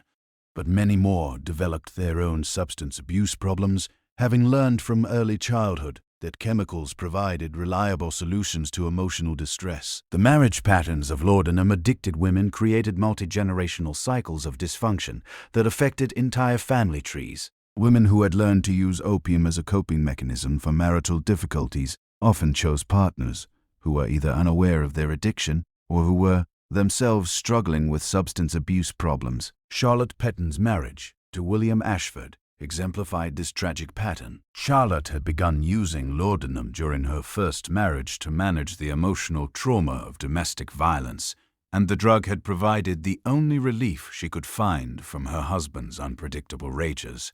When her first husband died suddenly, Charlotte believed she had escaped the circumstances that required her medication, but she discovered that her physical dependence on opium had become independent of the original trauma. Charlotte's courtship with William was conducted entirely during periods when her laudanum use was carefully managed, presenting him with a version of herself that bore little resemblance to her true condition. She was charming, vivacious, and seemingly healthy during their carefully choreographed encounters, having learned to time her due. Says to coincide with social activities, William, a widower seeking a companion for his later years, was enchanted by Charlotte's apparent vitality and social grace. He interpreted her occasional moments of distraction or unusual behavior as endearing feminine mystique rather than recognizing the signs of drug intoxication. Their wedding was celebrated as a perfect match between two mature individuals who had found second chances at happiness. The reality of married life quickly shattered these romantic illusions. Charlotte's need for privacy to manage her medication schedule created immediate tensions as William couldn't understand why his new wife required so much time alone. Mood swings which had been carefully in her chambers. Her concealed during courtship became impossible to hide. During daily cohabitation, William's attempt to be a caring husband often interfered with Charlotte's drug management routines, creating conflicts that neither of them understood. When he suggested activities that conflicted with her dosing schedule, she would become anxious and irritable. When he planned trips that might limit her access to medicines, she would develop mysterious illnesses that required them to remain at home. The gradual revelation of Charlotte's addiction destroyed William's trust and left him feeling deceived and manipulated. He had entered the marriage believing he was caring for a delicate woman who needed gentle protection, only to discover that his wife was battling a condition he couldn't comprehend or control. The shame of acknowledging that he had been deceived made it impossible for William to seek advice or support from friends or family members. Charlotte's addiction progressed rapidly under the stress of trying to maintain her marriage while managing her drug dependence. The additional pressure of concealing her condition from someone who lived in Inti made proximity pushed her toward higher doses and more frequent administration. She began experiencing withdrawal symptoms during normal daily activities, making it impossible to function as the wife William expected her to be. The financial strain of Charlotte's drug purchases created another source of marital conflict. William noticed discrepancies in household accounts, but attributed them to feminine frivolity rather than understanding their true cause. When confronted about missing money, Charlotte would fabricate elaborate explanations about expensive purchases or unexpected household expenses. The sexual dimension of their marriage became particularly problematic as Charlotte's addiction progressed. The opium affected her ability to experience physical pleasure or emotional intimacy, making marital relations feel mechanical and distressing. William interpreted her lack of responsiveness as rejection, never understanding that his wife was chemically incapable of the emotional connection he desired. Charlotte's final years were marked by increasingly desperate attempts to manage both her addiction and her marriage simultaneously. She would take massive doses of laudanum before social events to appear normal and happy, then suffer severe withdrawal symptoms in private. While William remained unaware of her condition, The physical and emotional toll of this constant performance eventually proved unsustainable. When Charlotte died from an accidental overdose, William was left not only with grief, but with crushing guilt about his failure to recognize or address his wife's suffering. The discovery of hidden laudanum bottles throughout their home forced him to confront the reality that his second marriage had been built on deception and illness, rather than the mutual affection he had believed they shared. The social rituals surrounding death and mourning in Victoria and society provided final opportunities for concealing the true impact of laudanum addiction. Funeral customs that emphasized the deceased virtue and piety made it easy to transform drug-related deaths into stories of spiritual triumph over physical suffering. The elaborate funeral preparations for Lady Margaret Thornton became a masterpiece of posthumous reputation management. Margaret had died after consuming what her maid later described as enough laudanum to kill several people, but her family presented her death as the peaceful conclusion of a long struggle with nervous exhaustion. Margaret's body was displayed in her finest silk gown, her face carefully arranged to suggest serene acceptance of divine will, rather than the rich of opium poisoning that had characterized her actual death. Cosmetics concealed the yellowed complexion and sunken features that had marked her final years, while strategic lighting minimized the physical evidence of chronic drug abuse. The funeral service emphasized Margaret's patience in bearing suffering, her devotion to charitable causes, and her exemplary fulfillment of feminine duties. The minister spoke movingly about her gentle spirit and unwavering faith, constructing a narrative of noble endurance that bore no resemblance to the desperate addiction that had actually claimed her life.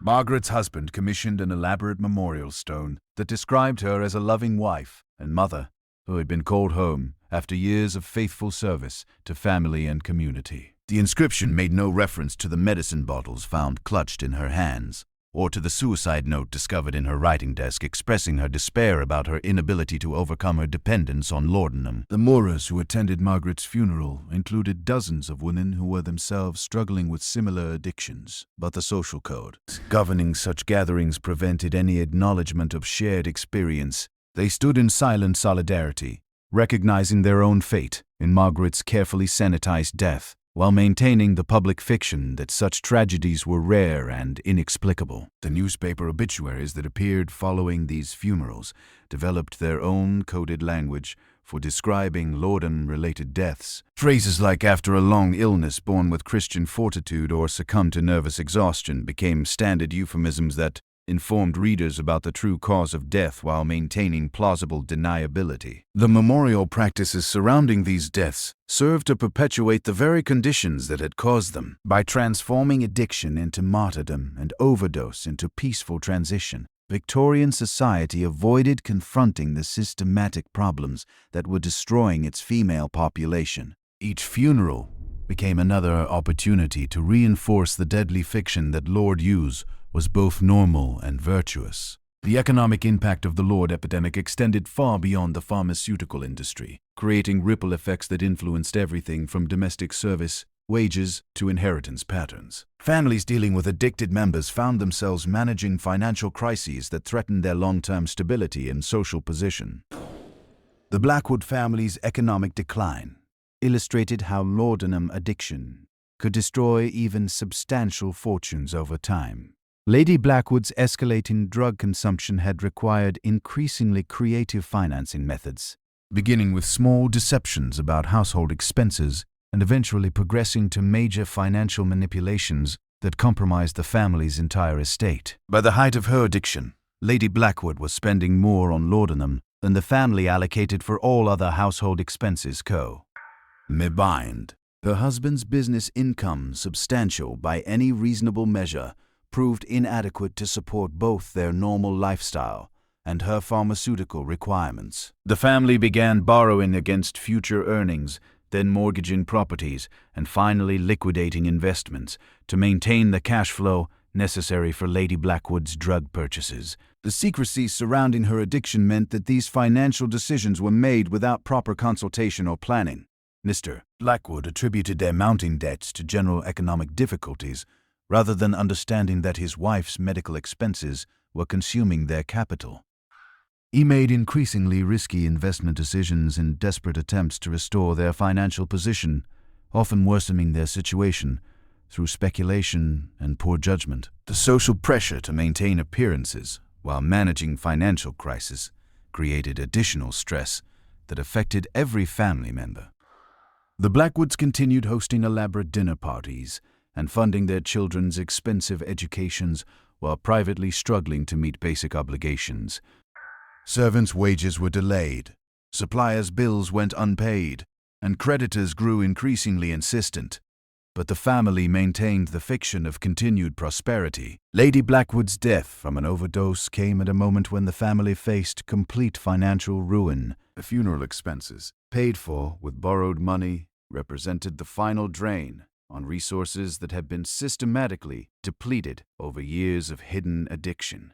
Mr. Blackwood discovered after her death that they owed substantial sums to dozens of creditors, many of whom had been providing goods and services under false assumptions about the family's financial stability. The children of Laudanum, addicted mothers, often inherited not only their mother's debts, but also their psychological predisposition towards substance abuse. Young Edward Blackwood, who had spent his teenage years watching his family's mysterious financial decline, began drinking heavily as soon as he left home for university. His alcoholism, developed as a coping mechanism for childhood trauma, created new financial drains that perpetuated the cycle of addiction and economic instability. The marriage prospects of children from Laudanum affected families were often severely compromised by both financial constraints and social suspicions about hereditary weakness. Potential suitors and their families would investigate carefully before committing to unions with families that had experienced mysterious illnesses or unexplained financial difficulties.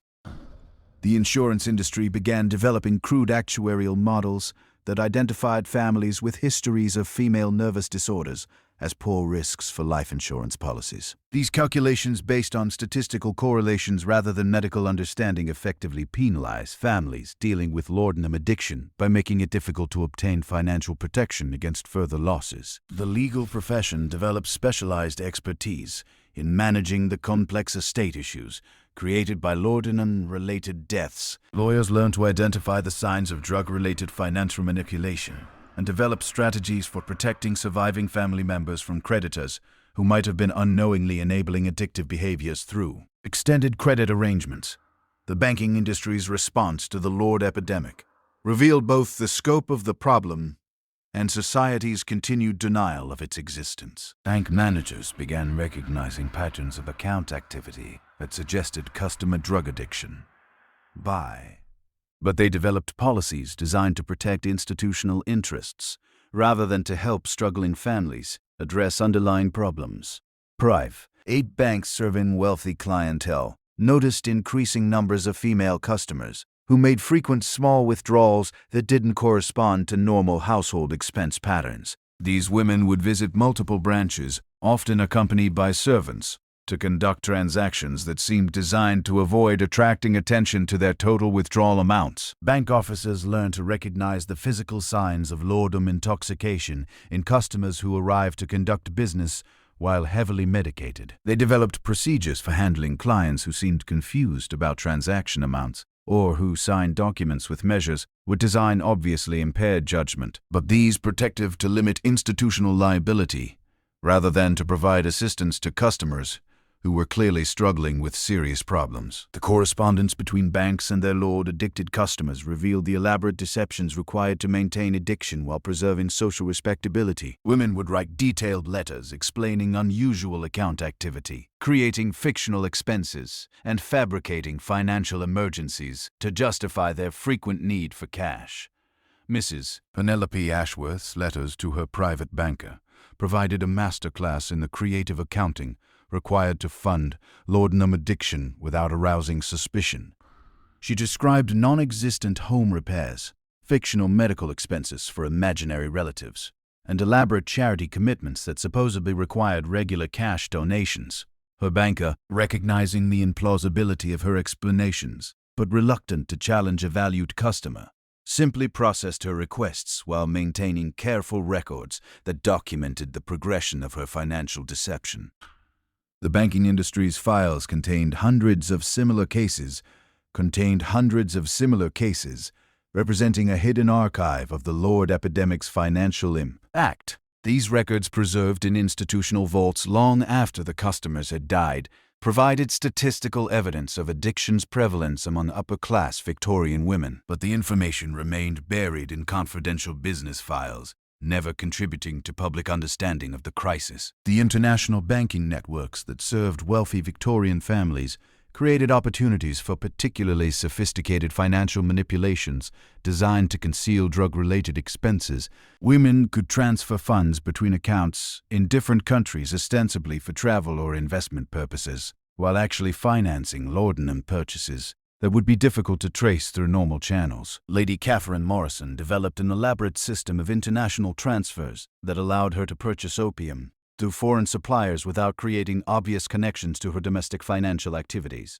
She would transfer substantial sums to European banks, claiming to be investing in continental business opportunities, then use these funds to purchase drugs through networks of international dealers who specialized in serving wealthy English customers. The complexity of these international arrangements provided perfect cover for addiction-related expenses while creating financial webs that became increasingly difficult to unravel. When Lady Catherine died from an overdose, her executives discovered that she had established accounts in 7 different countries, many of which contained evidence of drug purchases that had been ongoing for years. The foreign exchange aspects of international drug purchases created additional opportunities for financial manipulation that further concealed the true cost of laudanum addiction. Women could claim currency losses to explain missing funds or could exaggerate the expenses associated with international travel to cover the cost of drugs purchased abroad.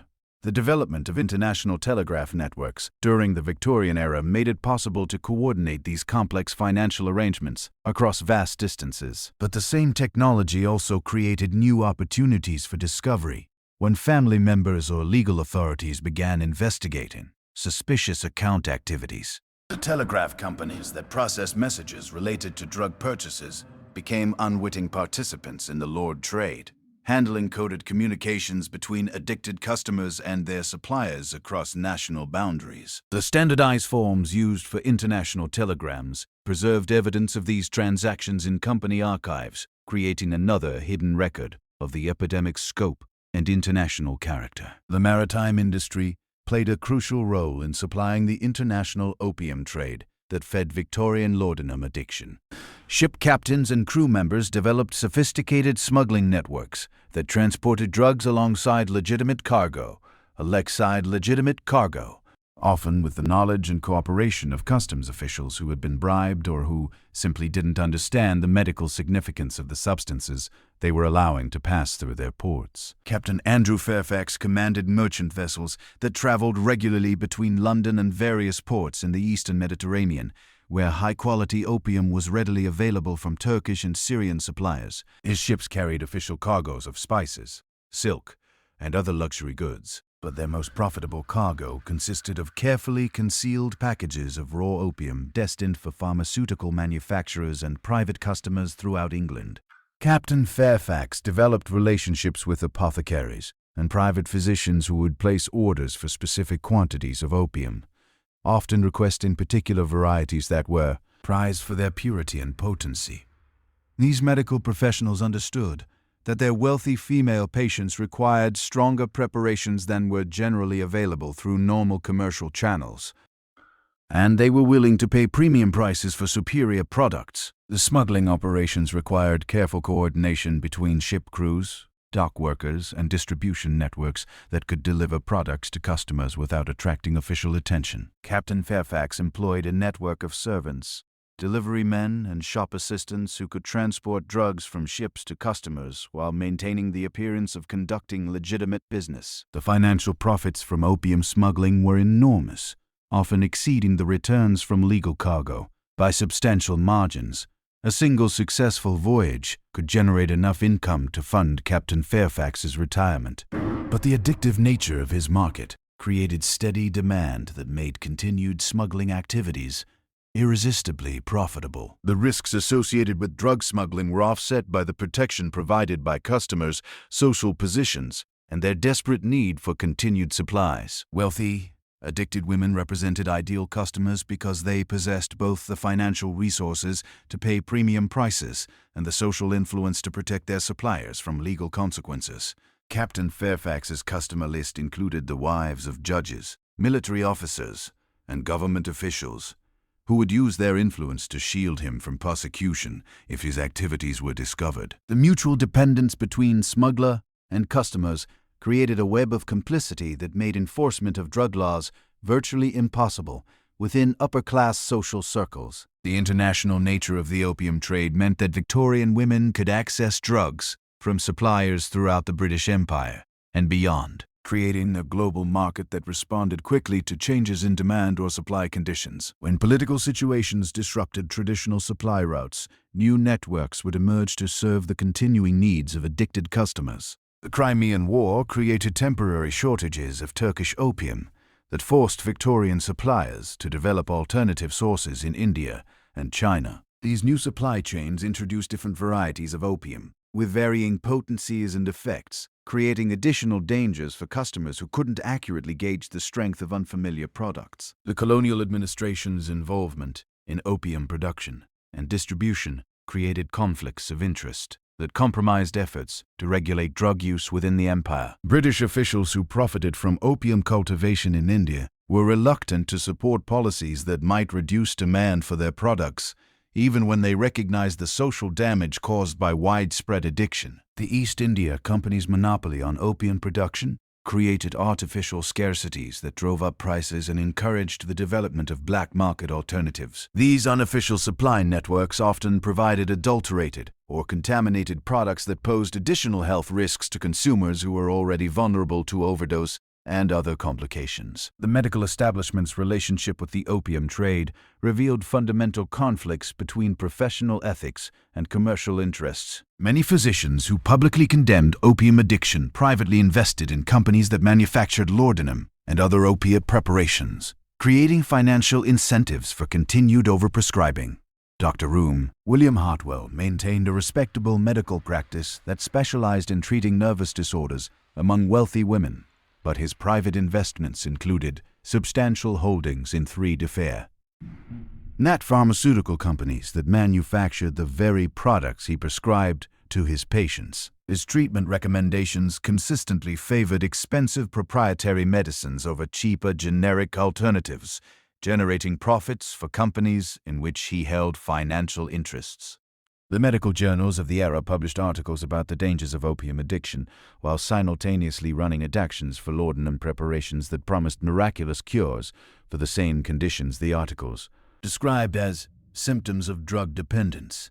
This contradiction reflected the medical profession's inability to reconcile its therapeutic responsibilities with its commercial relationships. The medical conferences and professional societies that should have addressed the Lord epidemic instead focused on technical discussions about dosage calculations and preparation methods that effectively promoted more sophisticated drug use, rather than encouraging abstinence or seeking alternative treatments. The pharmaceutical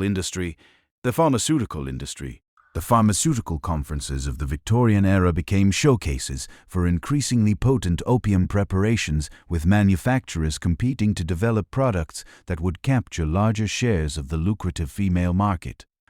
These gatherings, ostensibly dedicated to advancing medical science, functioned more like trade shows where drug companies displayed their latest formulations to physicians who would ultimately prescribe them to unsuspecting patients. Dr. Heinrich Müller, representing the prestigious German pharmaceutical house of Bayer, presented his company's revolutionary new laudanum concentrate at the 1869 International Medical Congress in Vienna. Müller's presentation emphasized the product's superior purity and consistent potency qualities that he claimed would provide more reliable therapeutic effects for physicians treating delicate, feminine conditions.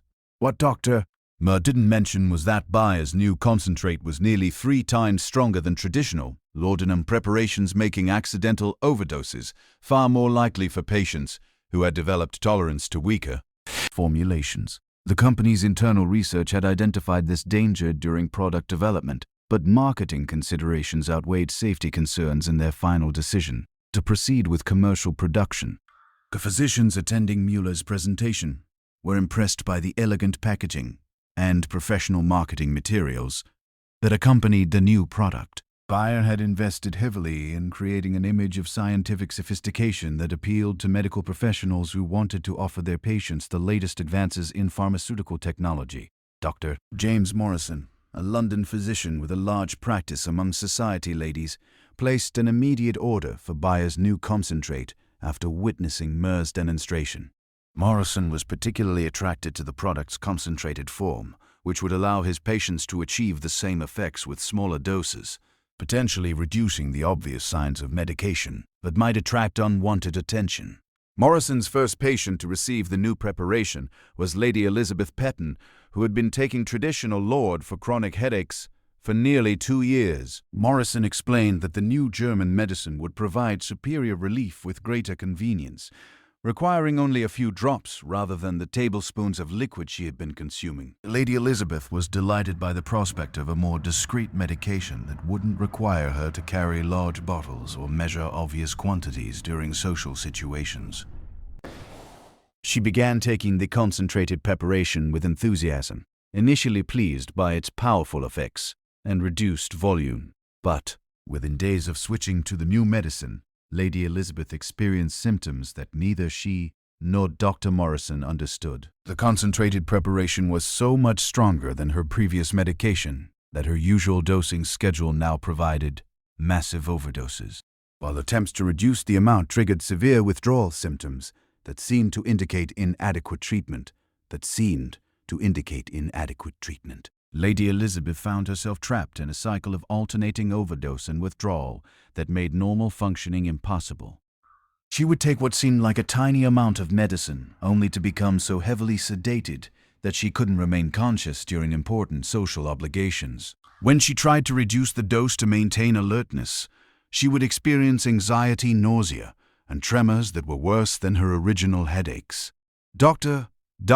Morrison, lacking any understanding of the pharmacological differences between the old and new preparations, interpreted Lady Elizabeth's difficulties as evidence of worsening health that required more aggressive treatment.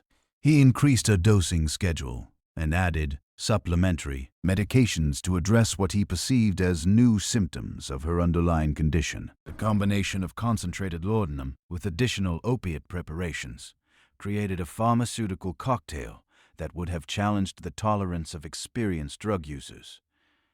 Lady Elizabeth, who had never intended to become addicted to any substance, found herself consuming amounts of opiates that exceeded the daily intake of professional drug dealers in London's East End.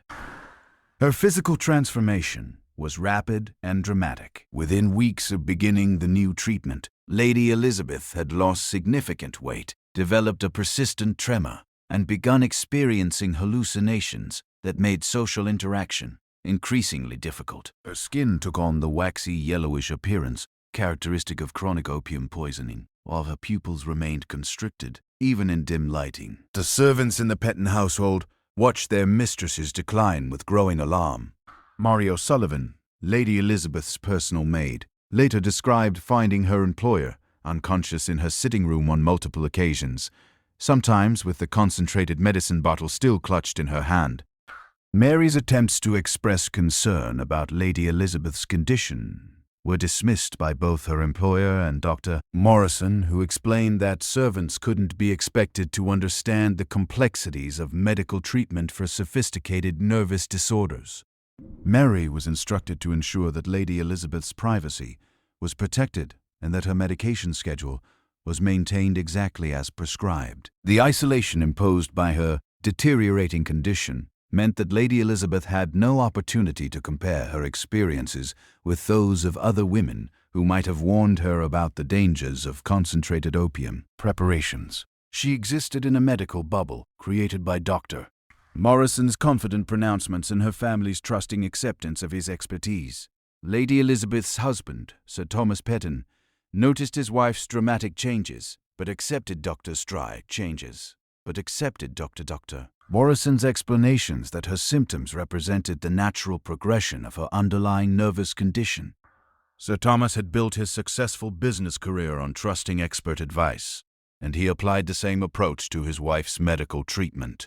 The financial cost of Lady Elizabeth's treatment escalated dramatically as her tolerance to the concentrated preparation increased. Dr. Morrison's bills, which had been substantial but manageable during her treatment with traditional laudanum, began consuming significant portions of the family's discretionary income. The concentrated medicine itself was far more expensive than conventional preparations, and Dr. Morrison's frequent consultations added additional charges. Sir Thomas began to question the value of his wife's medical expenses when her condition continued to worsen, despite increasingly costly treatments. But his concerns about financial prudence were overwhelmed by his fear that reducing medical support might contribute to Lady Elizabeth's suffering or death. The social obligations that had once defined Lady Elizabeth's existence became impossible to fulfill as her addiction to the concentrated preparation progressed.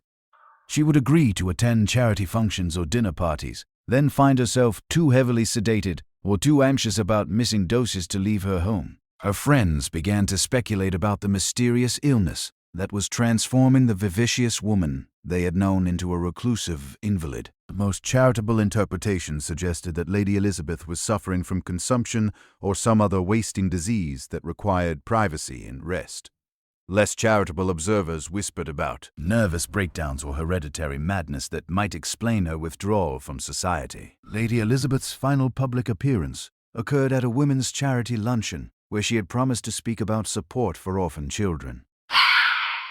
She arrived at the event having taken what she calculated to be a moderate dose of her medicine, hoping to remain alert and articulate during her presentation.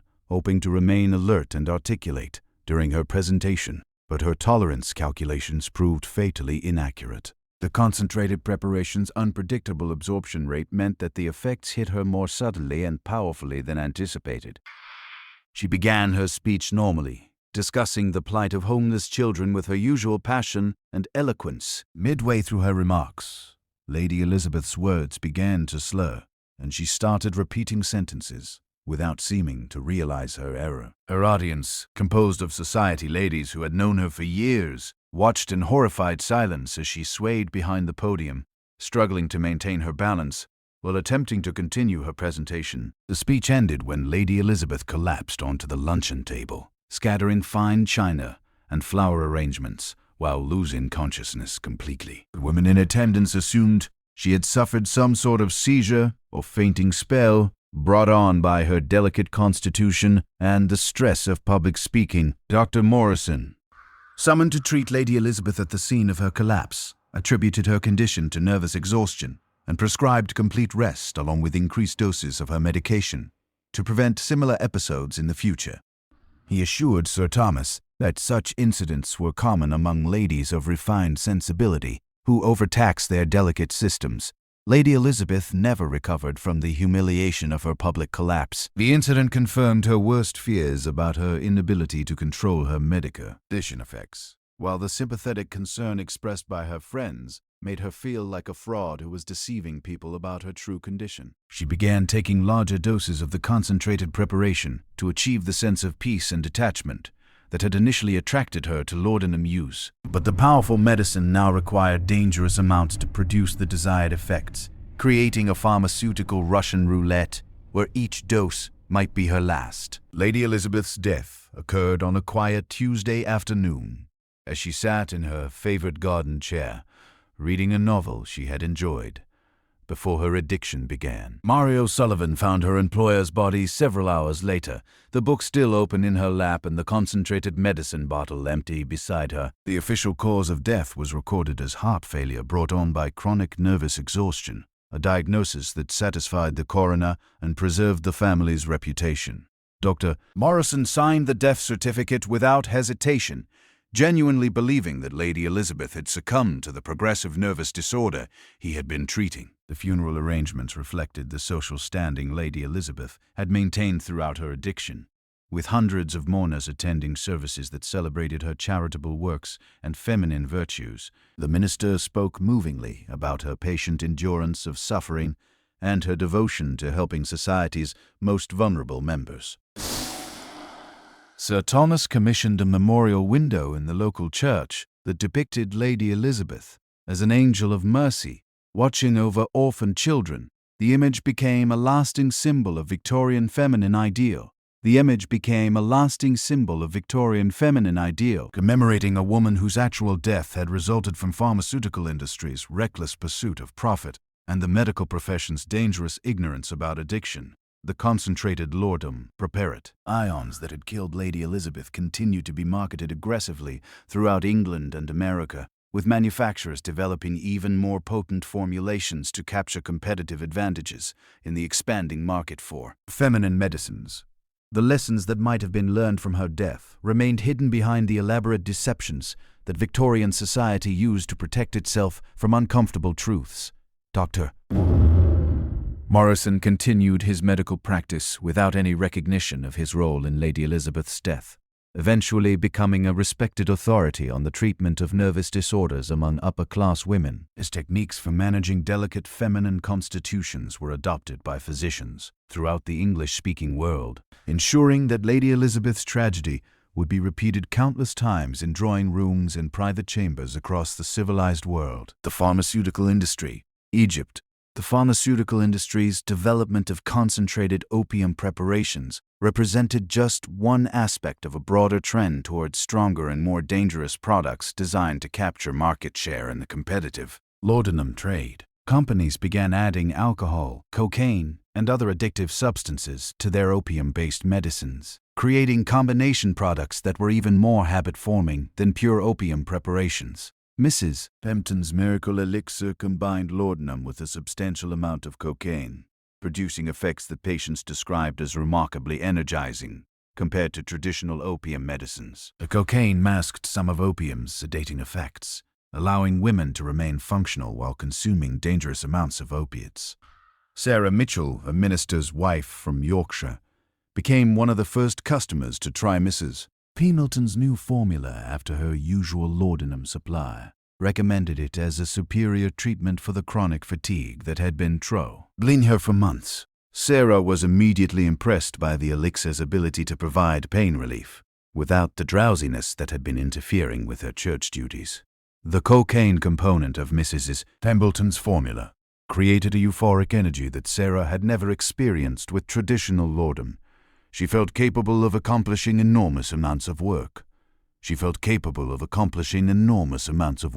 Organizing charity drives with unprecedented enthusiasm, while maintaining her medication schedule, without the obvious impairment that had characterized her previous drug use. But the combination of opium and cocaine created addiction patterns that were far more complex and dangerous than either drug alone. Sarah found herself requiring increasing amounts of the elixir to maintain her energy levels while experiencing withdrawal symptoms that combined the worst aspects of both cocaine and opium dependence. The cocaine withdrawal created depression and exhaustion that were far more severe than anything Sarah had experienced during her years of laudanum use, while the opium withdrawal produced physical symptoms that made normal functioning impossible. The combination meant that any attempt to reduce her medication consumption triggered multiple types of withdrawal simultaneously. Sarah's consumption of Mrs. P. Milton's elixir escalated rapidly. As her tolerance to both components increased independently, she progressed from taking the recommended dose twice daily to consuming entire bottles at single sittings, driven by craving patterns that were more intense and unpredictable than traditional opium addiction. The financial cost of maintaining Sarah's addiction to the combination preparation quickly exceeded her household's ability to support it through normal channels. Mrs. Court Hamilton's formula was significantly more expensive than traditional laudanum, and Sarah's escalating consumption created budget crises that forced her to seek alternative funding sources. Sarah began embezzling money from church collections, initially taking small amounts that she intended to replace before anyone noticed their absence. But her addiction progressed faster than her ability to conceal the theft, and the missing funds eventually attracted the attention of church auditors, who discovered systematic financial manipulation spanning several months. The scandal of a minister's wife stealing from church funds created a crisis that extended far beyond Sarah's personal addiction. Her husband faced demands for his resignation from parishioners who could no longer trust his family's moral leadership, while the church congregation split between those who supported forgiveness and those who demanded accountability. Sarah's trial for embezzlement became a public spectacle that exposed the reality of feminine drug addiction to communities that had preferred to ignore its existence. The evidence presented in court included detailed records of her medicine purchases, creating an official record of consumption levels that shocked even experienced physicians. The prosecuting attorney used Sarah's case to argue for stricter regulation of patent medicines, pointing to her addiction as evidence that pharmaceutical companies were deliberately creating products designed to foster dependence. But the defense countered that Sarah's condition was a medical issue rather than a criminal matter, arguing that she should receive treatment rather than punishment. The jury's verdict reflected society's confusion about how to address drug addiction among respectable women. They found Sarah guilty of theft, but recommended lenient sentencing based on her medical condition, creating a legal precedent that acknowledged both the reality of addiction and the need for social accountability when drug dependence led to criminal behavior. Sarah's sentencing hearing revealed the complete inadequacy of the legal system's response to laudanum addiction. The judge, lacking any understanding of addiction treatment, sentenced her to 6 months in prison, followed by mandatory residence in a private sanitarium, where she would receive medical supervision. This approach satisfied no one while helping nothing. The prison environment proved catastrophic for Sarah's physical and mental health. Cut off from her medication supply, without medical supervision, she experienced withdrawal symptoms so severe that prison doctors feared for her life. They had no training in addiction treatment and no protocols for managing opiate withdrawal, leaving Sarah to suffer through hallucinations, convulsions, and delirium that lasted for weeks. The other female prisoners,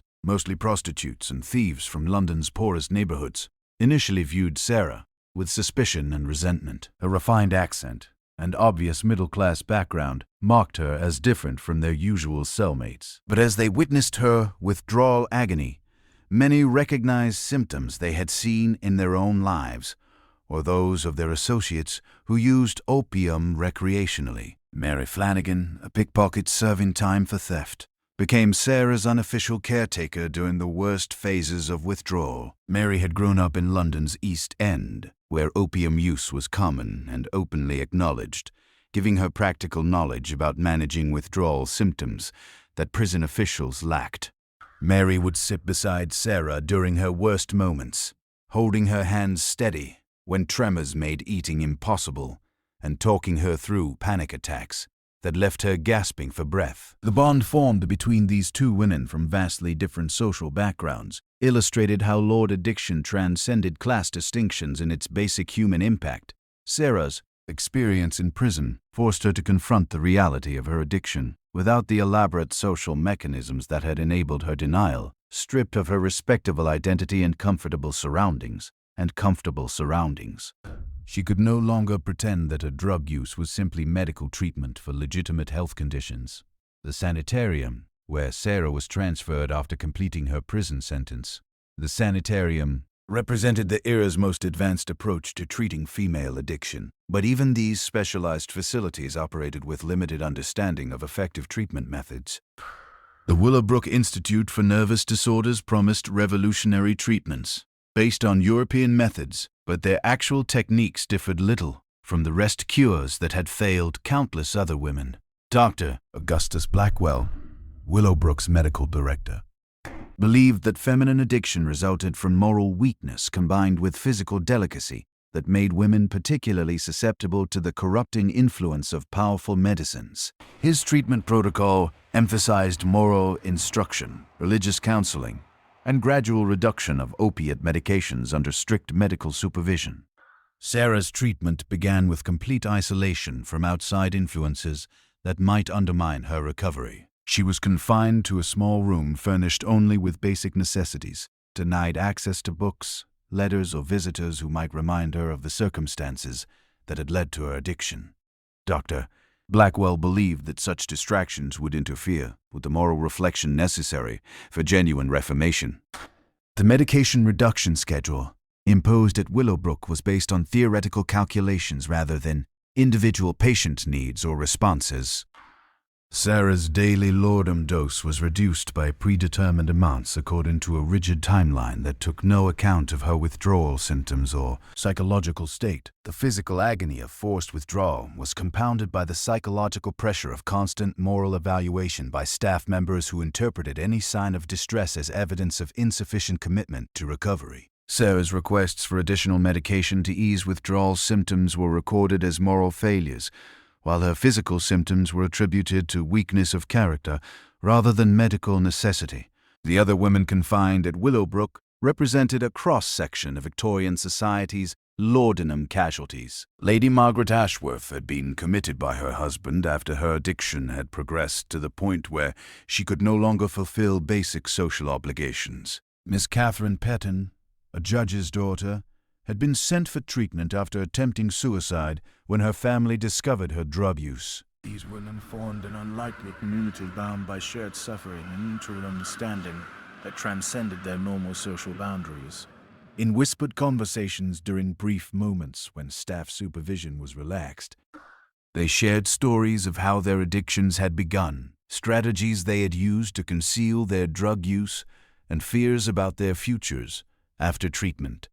The institutional routine at Willowbrook was designed to replace the chaos of addiction with structured activities that would rebuild moral character and feminine virtue. Sarah's days began with mandatory religious services, followed by domestic instruction intended to restore her capacity for proper household management.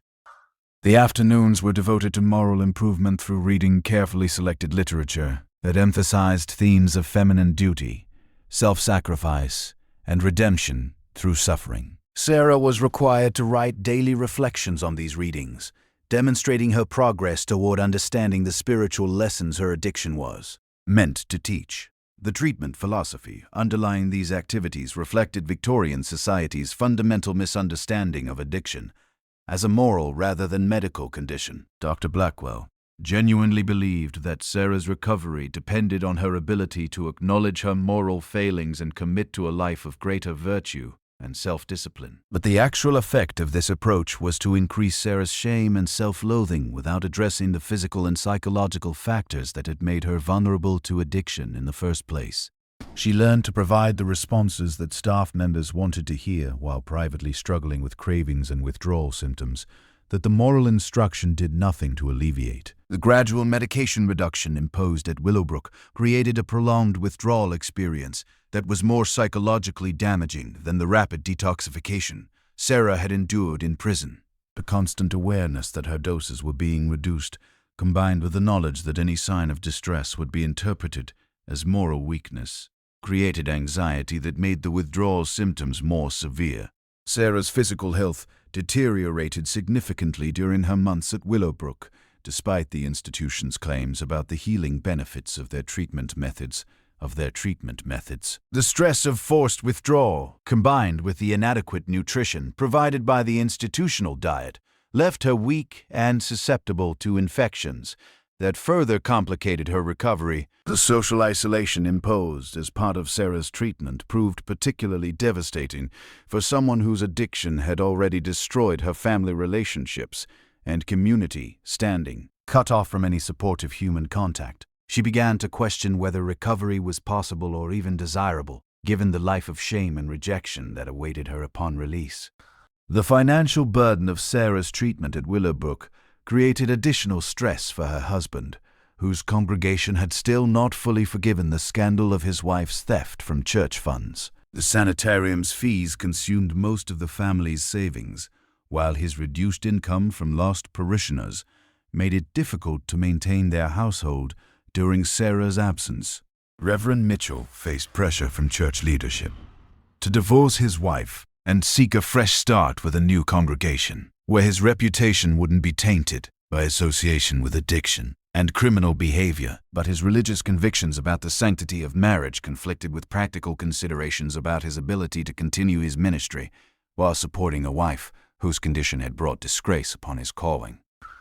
The children of the Mitchell family suffered perhaps the most severe consequences of their mother's addiction and imprisonment. They faced social ostracism from classmates whose parents considered them contaminated by association with criminal behavior, while struggling to understand why their mother had disappeared from their lives so suddenly and completely.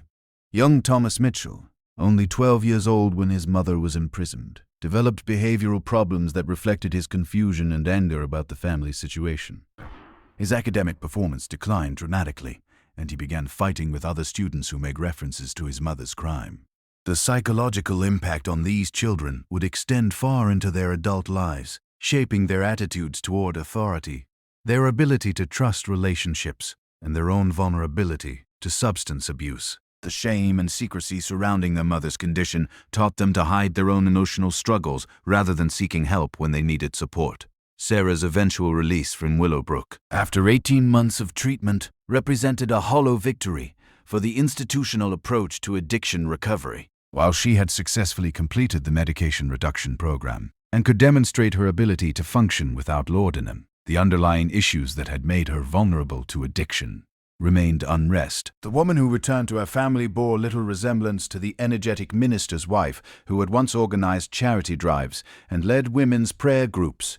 Sarah had lost significant weight during her treatment. Her hair had become prematurely gray, and she moved with the hesitant gait of someone who had learned to distrust her own physical capabilities. The community's reception of Sarah's return reflected the mixed attitudes Victorian society held toward reformed addicts. While some parishioners expressed Christian forgiveness and welcomed her back into the congregation, others remained suspicious about whether her recovery was genuine and whether she could be trusted with responsibility or respect. Sarah's attempts to rebuild her life were hampered by the lasting physical effects of her addiction and treatment experience. The prolonged withdrawal had left her with chronic digestive problems, sleep disorders, and episodes of depression that made it difficult to maintain the emotional stability expected of a minister's wife. The financial consequences of Sarah's addiction continued to affect the Mitchell family for years after her recovery. The legal fees, treatment costs, and restitution payments had consumed their savings and forced them to accept a smaller, less prestigious congregation, where Reverend Mitchell's damaged reputation was less well known. But perhaps the most lasting impact of Sarah's experience was her newfound understanding of addiction as a medical rather than moral condition. Having witnessed the suffering of other woe men at Willowbrook and experienced the inadequacy of moralistic treatment approaches, she began to advocate privately for better understanding of drug dependence among the women in her new community. Sarah's recovery, while incomplete and fragile, represented one of the rare success stories in Victorian addiction treatment. Most women who developed serious Lord dependence either died from overdoses or spent their remaining years cycling between periods of sobriety and relapse, never finding effective support for long-term recovery. The pharmaceutical industry's response to growing awareness of addiction problems was to develop new marketing strategies that emphasized the safety and non-addictive nature of their products, rather than actually reformulating medicines to reduce their addictive potential. Companies began using testimonials from supposedly recovered patients to demonstrate that their products could be used safely when taken as directed. Mrs. Sir Hartwell's feminine restorative was marketed as a breakthrough preparation that provided all the therapeutic benefits of traditional laudanum without the risk of dependence. The advertising campaign featured letters from grateful customers who claimed to have used the product successfully for years without developing tolerance or craving. What the advertisements didn't reveal was that Mrs. Hartwell's formula contained the same amount of opium as traditional laudanum preparations.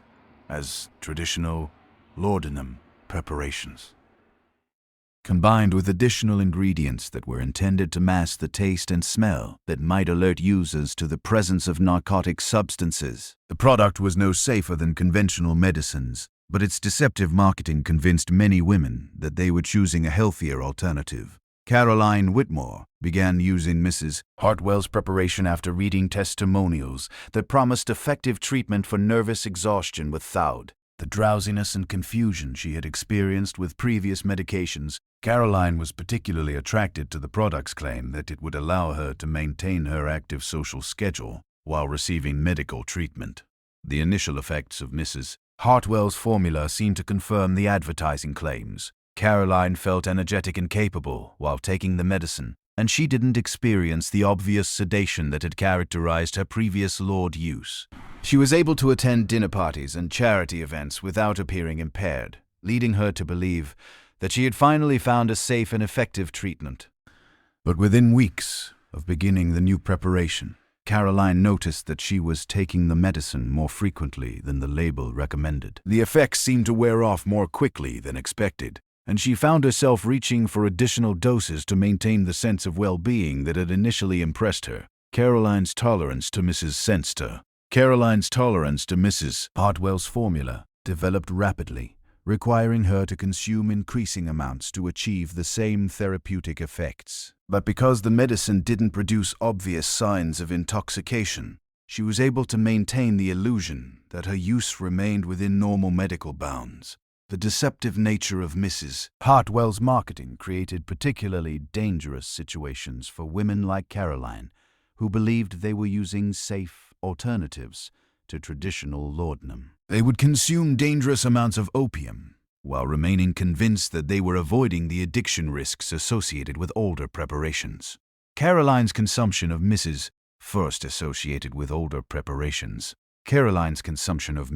Hartwell's formula eventually exceeded that of many women who were using conventional laudanum preparations, but her continued ability to function socially prevented her from recognizing the severity of her dependence.